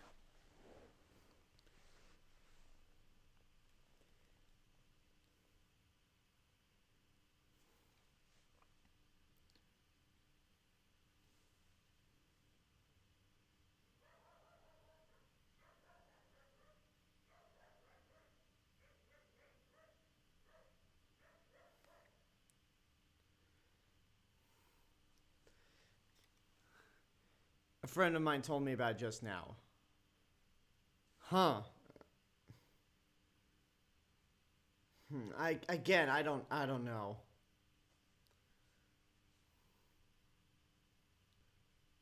I like that moment where Poe just does this to Finn.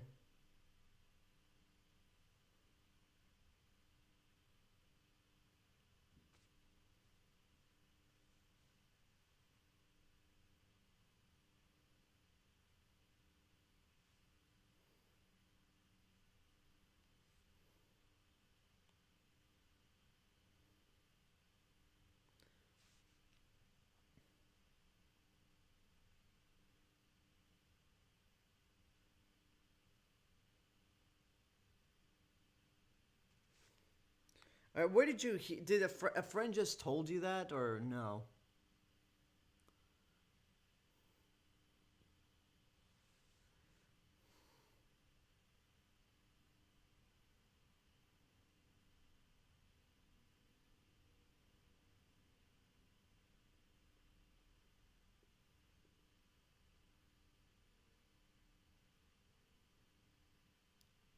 If a major outlet didn't report it, I would take that. I would not take that as fact.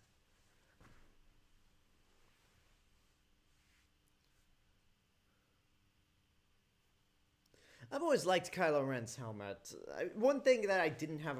I mean, I don't know. Whatever. I like Kylo's helmet, but I wish it wasn't put back together in Rise of Skywalker.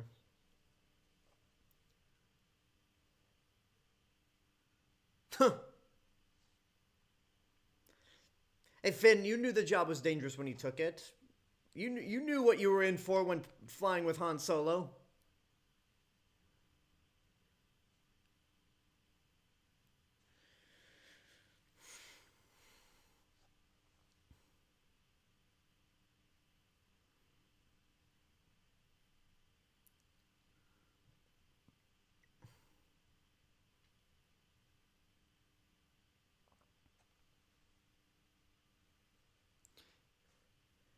Nick says, I'm actually asking my friend to give me a link to the story so that I can send it to you. Okay. You know what? Just tell me the outlet name, because I think depending on the name of the outlet, I might be able to determine on whether or not it's real.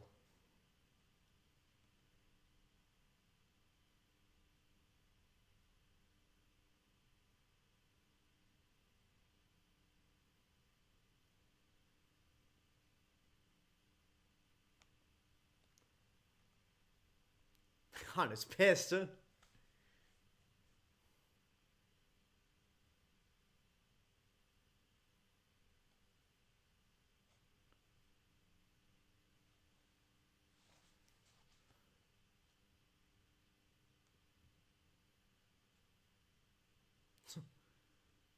Yeah. Also, here's the thing.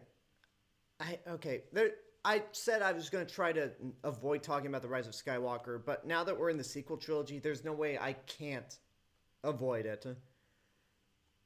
But it's like, how could Finn have always been Force sensitive if he doesn't know how to use the Force, or if he doesn't know how the Force works? I don't know. There's Phasma again, getting ambushed by a Wookiee.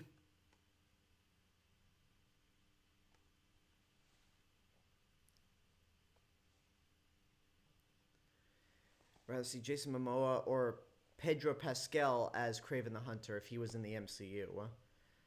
I'd rather see Pedro Pascal because if you got Jason Momoa in, I'm sure he'd be great for Kraven, but all I could think of is Aquaman. Especially considering that he's still doing Aquaman. He's still in that role.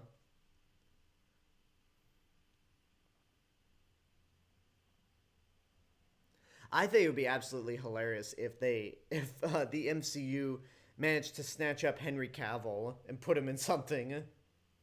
Like, this is where I'm going to be a complete asshole to the Snyder Cut fans, but like I would just want to see Henry Cavill in something MCU related to see how the Snyder fans take it.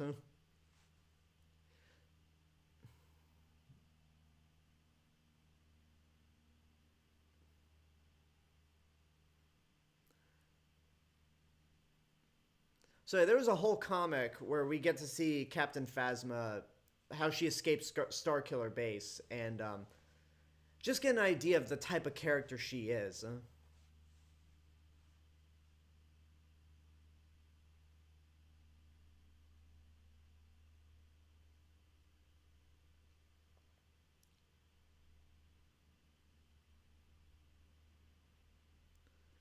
And there was a deleted scene in The Last Jedi that I wish they kept in, involving Phasma. Whatever. Hi, Ninum.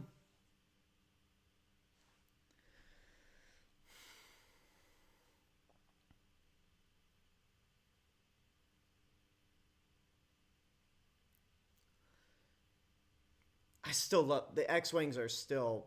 I still love the X-Wings. Esholo Kintabuna? I have no idea what he said, but it's always fun to hear Nine Up talk.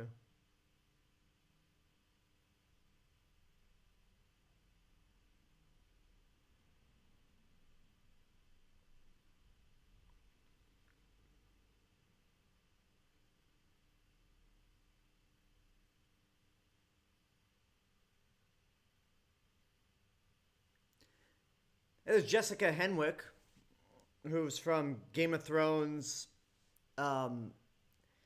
She was in Iron Fist. She was in Underwater, and she was supposed to be in Godzilla vs. Kong. But, oh, she was in Love and Monsters, of course.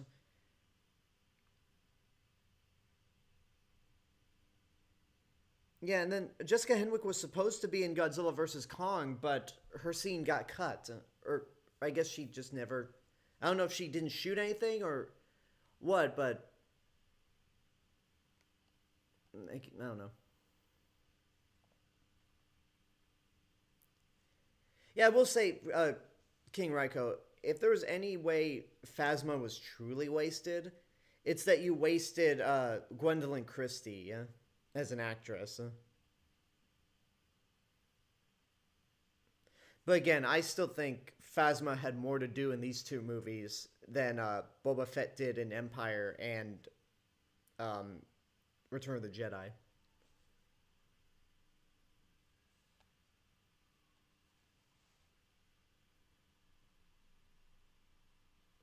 King Record says, for the record, I'm not an EU explorer. I just watch the core movies.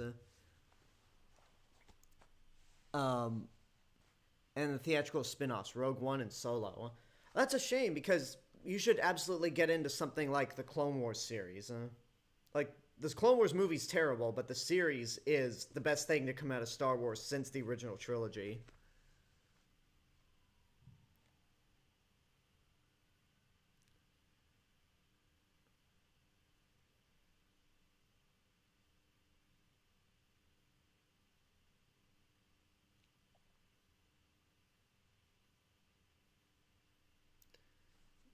Boom. Um, Nick Sheets on Twitch says, I mean, I'll accept whatever they got planned for Jamie Foxx, but honestly, I would have preferred them starting fresh with Electro, just like they did with Venom after how ridiculous Topher Grace's performance was. Even though I did think he had potential for the part. Honestly, I'd say Tom Hardy is more ridiculous as Eddie Brock than Topher Grace was. Because Topher Grace, he wasn't great, but he at least lived up to that, like, unlikable prick that Eddie Brock is supposed to be.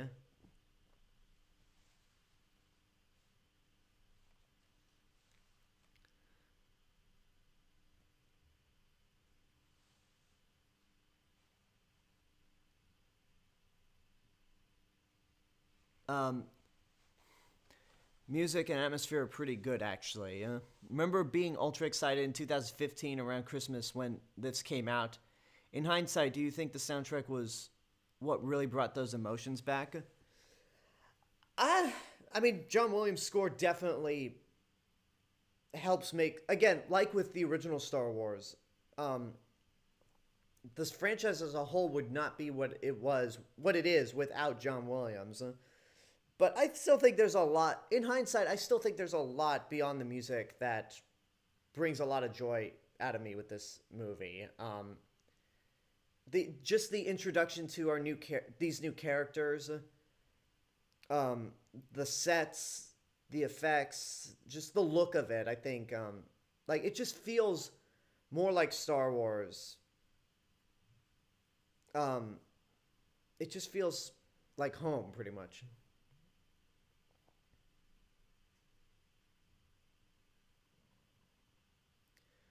Oh boy, this scene.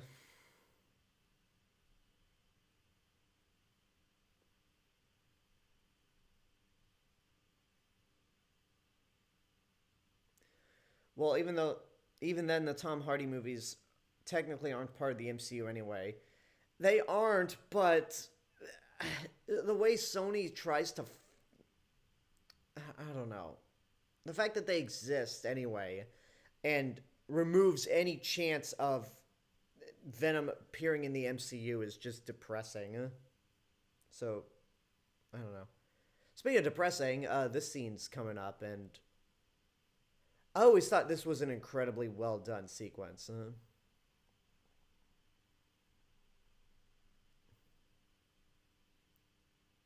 Like, just everything about this is on point.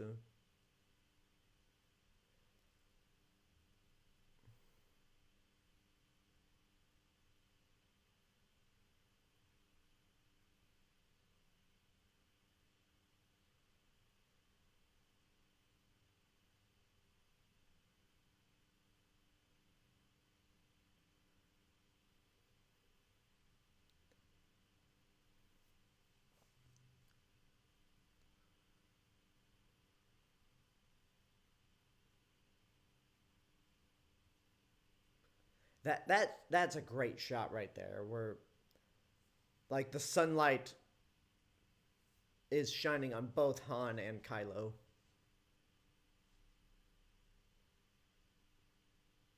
So, here's a question. When Harrison Ford came back for Kingdom of the Crystal Skull, The Force Awakens, and Blade Runner 2049, was it in his contract that his character had to have an offspring?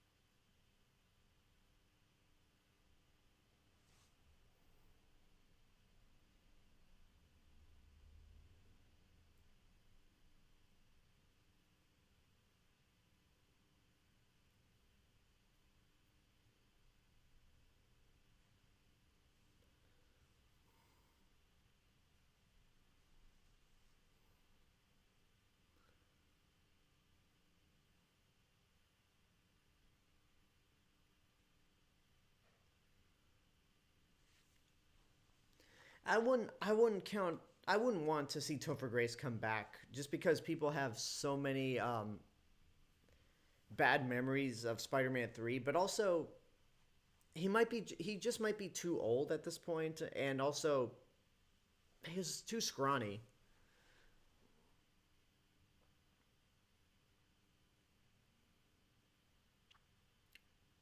Um, do you think Daisy Ridley was the right choice for Rey? I mean, Rey is an original character, unlike with Anakin Skywalker. Like with Hayden Christensen taking on Anakin Skywalker, there were expectations on what people wanted to see out of a young guy that would eventually become Darth Vader. Rey is a completely original character, so there were really no expectations on how she would do, because it's like, hey, we're discovering this character for the first time. It's not like when you look at comic book movies and see how the actor is going to bring this character that people have known for generations to life. Yeah, this moment, it's like you want it to have a good ending. You want him to be redeemed, but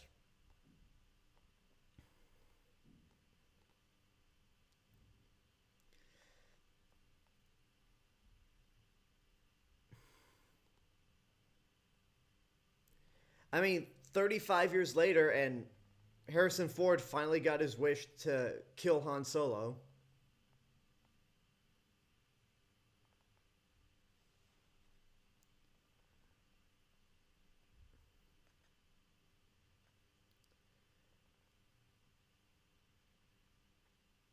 This scene always got an emotional, like really hit me hard because, I mean, it was, I guess maybe it wasn't unexpected, but like it comes off as a shock. Whereas the next major original trilogy death came off more like peaceful and like planned out.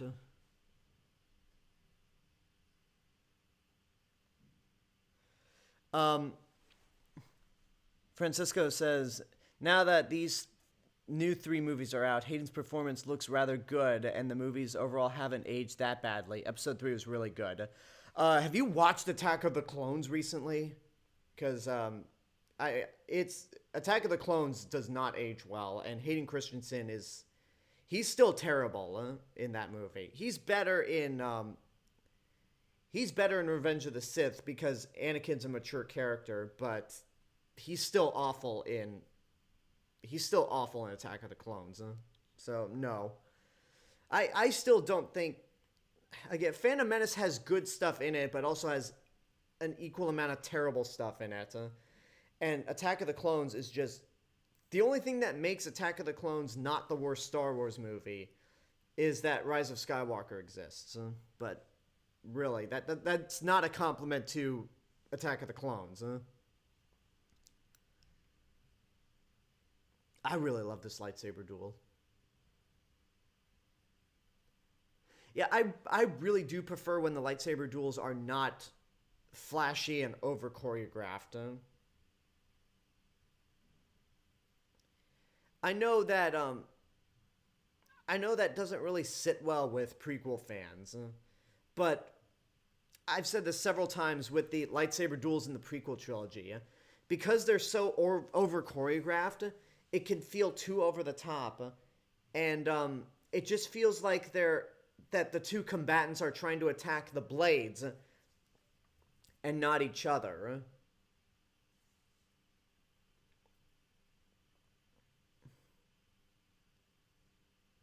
Like those prequel fights feel like they're doing a performance for somebody rather than actually trying to fight each other and kill each other.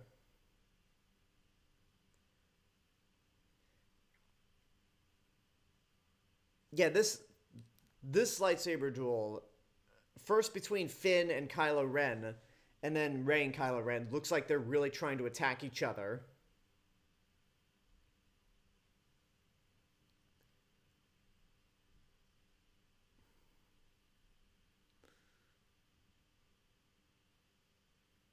Ouch.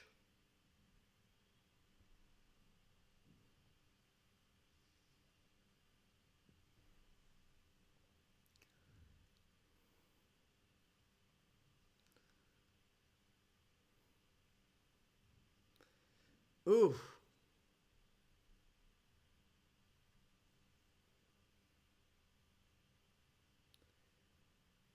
This part, like, maybe I kind of saw this coming, but regardless, it was still like, I still really love that moment. And the Force theme right here is literally the same piece of music from A New Hope when Luke sees his farmstead burned. And that really is like the point where it's like our heroes accepted their destiny.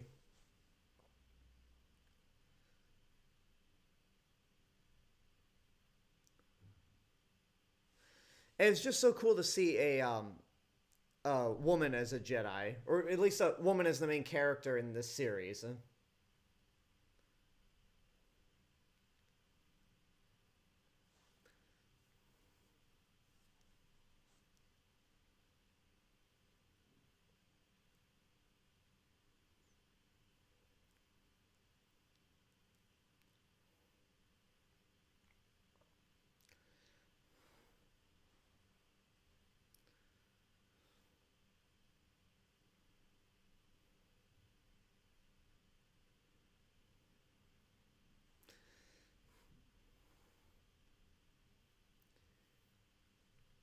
That dude's dead.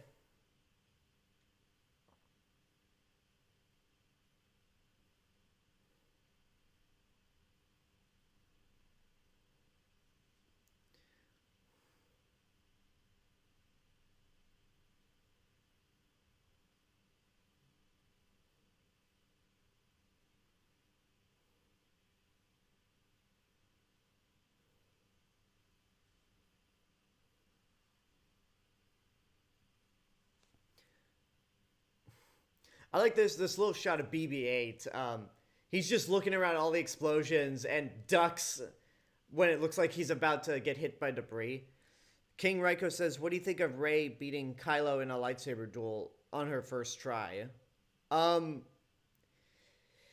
Did you see the way she beat up those two Unkar Plut goons on Jakku?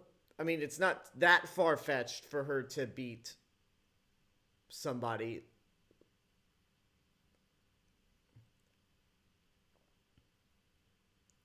And besides, like, she doesn't really have the upper hand in the first half of this fight.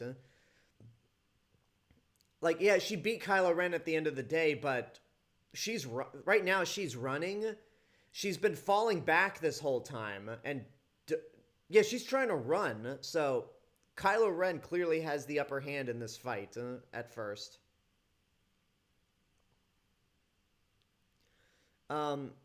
King Raiko says, "Imagine if she kicked or punched his bowcaster wound." Yeah. Or maybe Kylo Ren would channel maybe Kylo Ren would have channeled that pain to make him more powerful. Because notice he was doing this. So maybe he was trying to, like, fuel the pain to make him more powerful.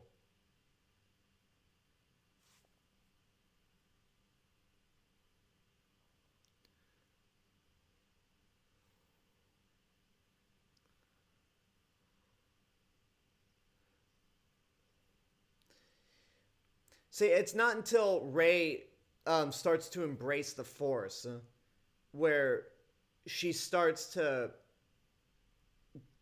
get the hang of fighting against Kylo Ren.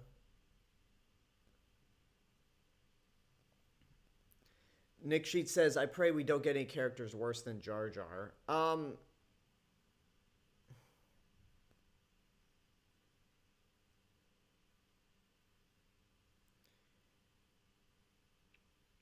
trying to think if there are any characters that I don't like. If there are any characters that I hate more than Jar Jar, none really come to mind. I do appreciate that they don't they didn't kill Kylo Ren.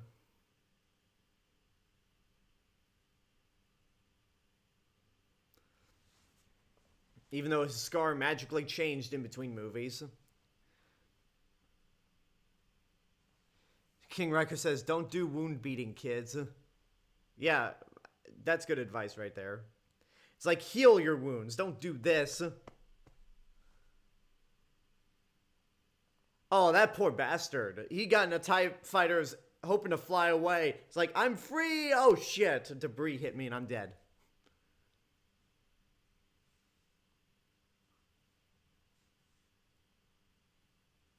Supreme Leader.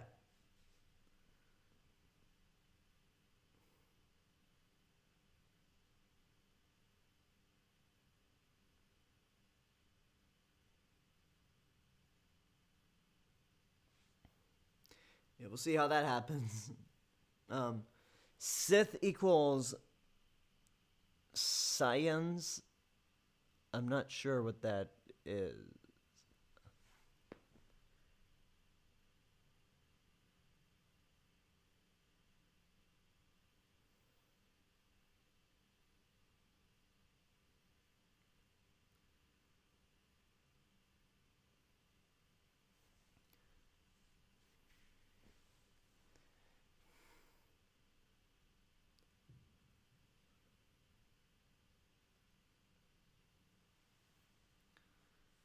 King Ryko says, the trilogy has its own Porkins. Yeah, with Greg Grunberg.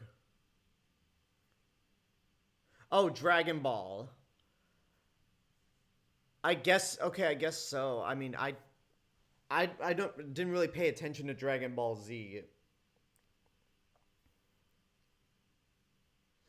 I do like how with Starkiller Base, instead of actually like just destroying and being destroyed and disappearing, it just turns into a star.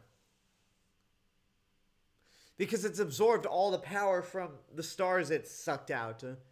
Yeah, it would make sense that it just turns into a star.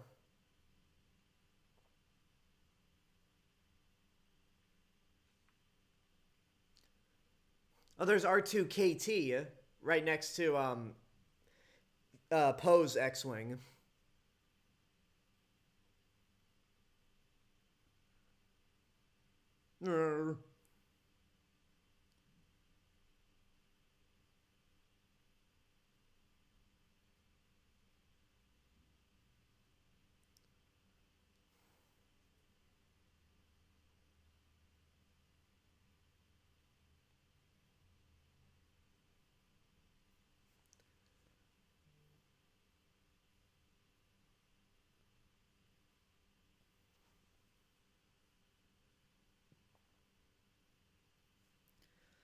Yeah, again, King Ryko, I didn't really pay attention to Dragon Ball Z as a kid.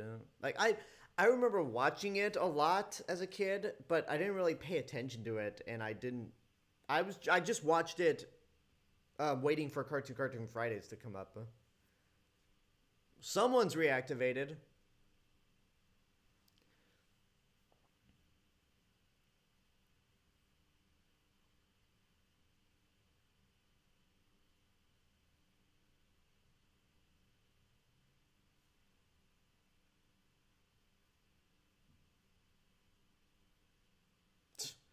BB, it's like, do you two fight this often?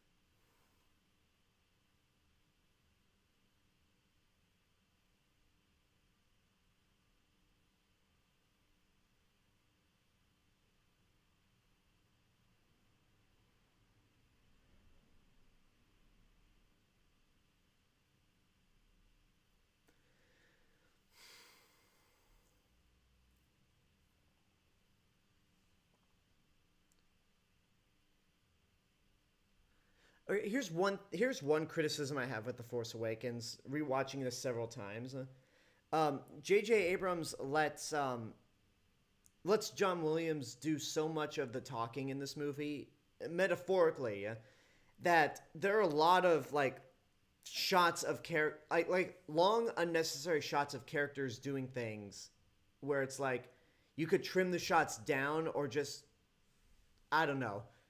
Like, that's one problem with relying on John Williams too much. It's that at certain point he's directing the movie more than you.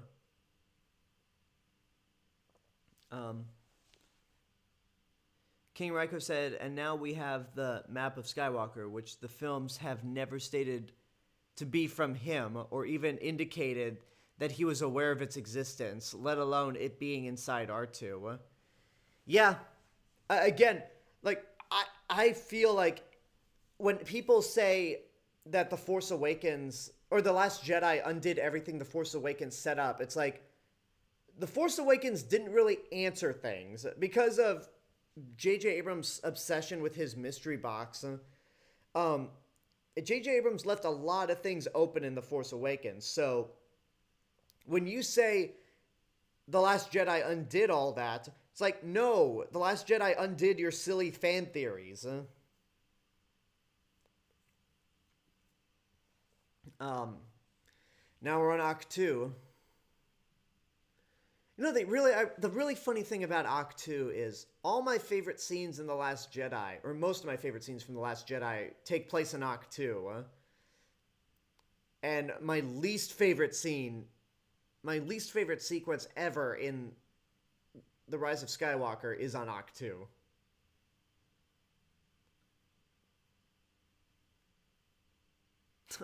I always love it when seeing R2 waddle back and forth.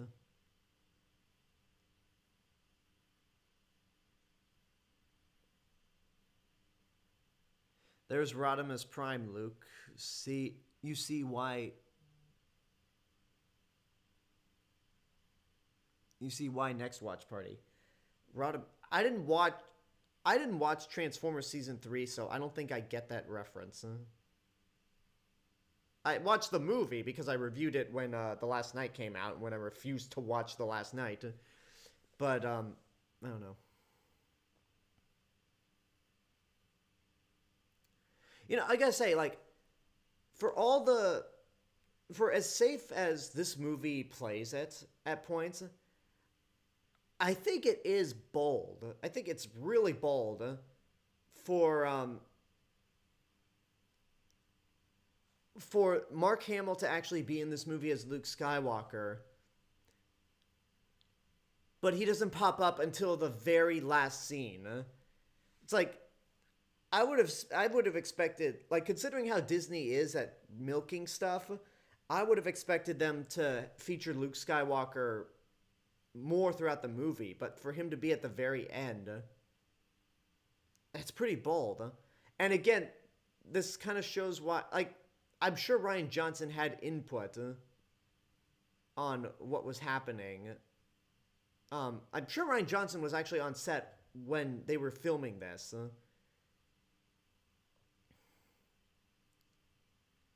So that he could film his sequences for the beginning of The Last Jedi.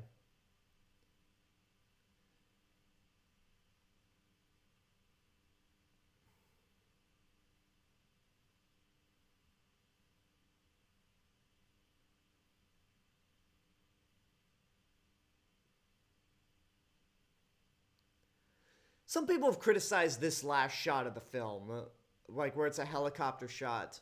I'm okay. I don't mind it. So yeah, I will say this. Upon like rewatching this movie several times, The Force Awakens doesn't quite hold up. I still like it a lot, and it's still my 5th favorite Star Wars movie. But I don't know. Oh, by the way, Marion Brandon, one of the editors in this film, she's actually the mother of one of my old elementary school friends.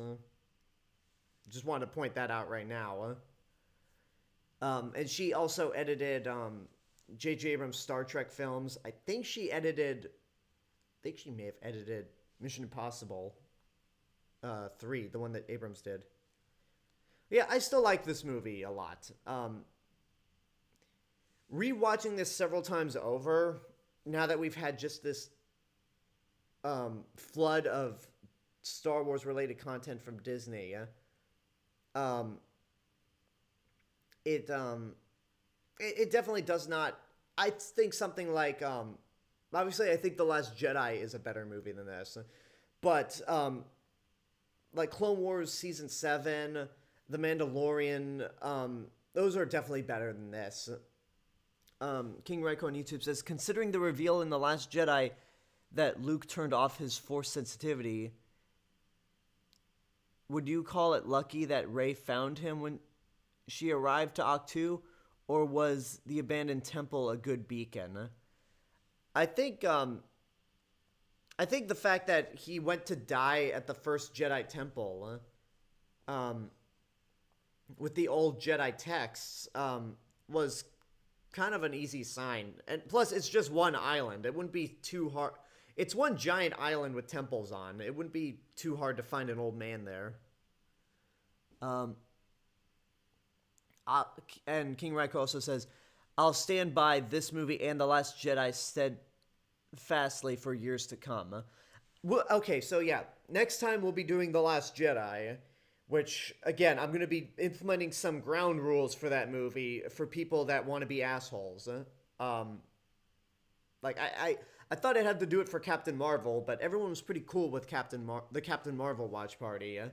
But this time around with The Last Jedi, again, I'm not going to go over them right now, but I'm going to implement some ground rules and might have to use the ban hammer if necessary. But I think The Last Jedi,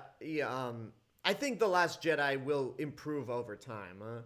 It's like once people just kind of look at the movies individually and just kind of ignore all the behind the scenes stuff for the sequel trilogy. I think people will recognize The Last Jedi as one of the best Star Wars movies. People recognize The Force Awakens as a fun nostalgia trip. And people will not acknowledge The Rise of Skywalker as a hot mess. But anyway, this is my live watch party for Star Wars The Force Awakens. I hope you enjoyed it. As I've mentioned several times before, next time will be The Last Jedi. I will let you guys know through Twitter and social media on when I will be doing The Last Jedi and Rise of Skywalker watch parties, so keep your eyes open for that. If you follow me on Twitch, but you do not subscribe to me on YouTube, that is youtube.com/TheRealMrRobinson. That's my main hub of entertainment where I put out movie reviews and other forms of entertainment. If you've subscribed to me on YouTube, but you do not follow me on Twitch, that's twitch.tv/TheRealMrRobinson. Once June comes around, I'll be back to a more regular streaming schedule. And this includes weekend gaming streams, so I hope you guys just be patient for a little longer. We're almost there. And by almost there, I mean almost back to weekend streams and then almost done with the Star Wars Saga. And if you really like what I'm doing on either channel and you want to help support financially, that is patreon.com/TheRealMrRobinson. You can help support me for only $1 a month. But if you want access to exclusive content that no one else gets to see, you can help and pledge $3 or more. If you can't do either, that's totally fine. Just subscribing to me on YouTube and following me on Twitch is good enough. So we're not going to do a Twitch raid. There's so few people on here, and I have other things I need to get to. But anyway, hope you guys have a good night. Thank you all for tuning in. Hope to see you all next week for The Last Jedi. And let's try to be civilized about The Last Jedi next week. But yeah, again, thank you guys for tuning in. And until next time, this is the real Mr. Robinson telling you there's only one. May the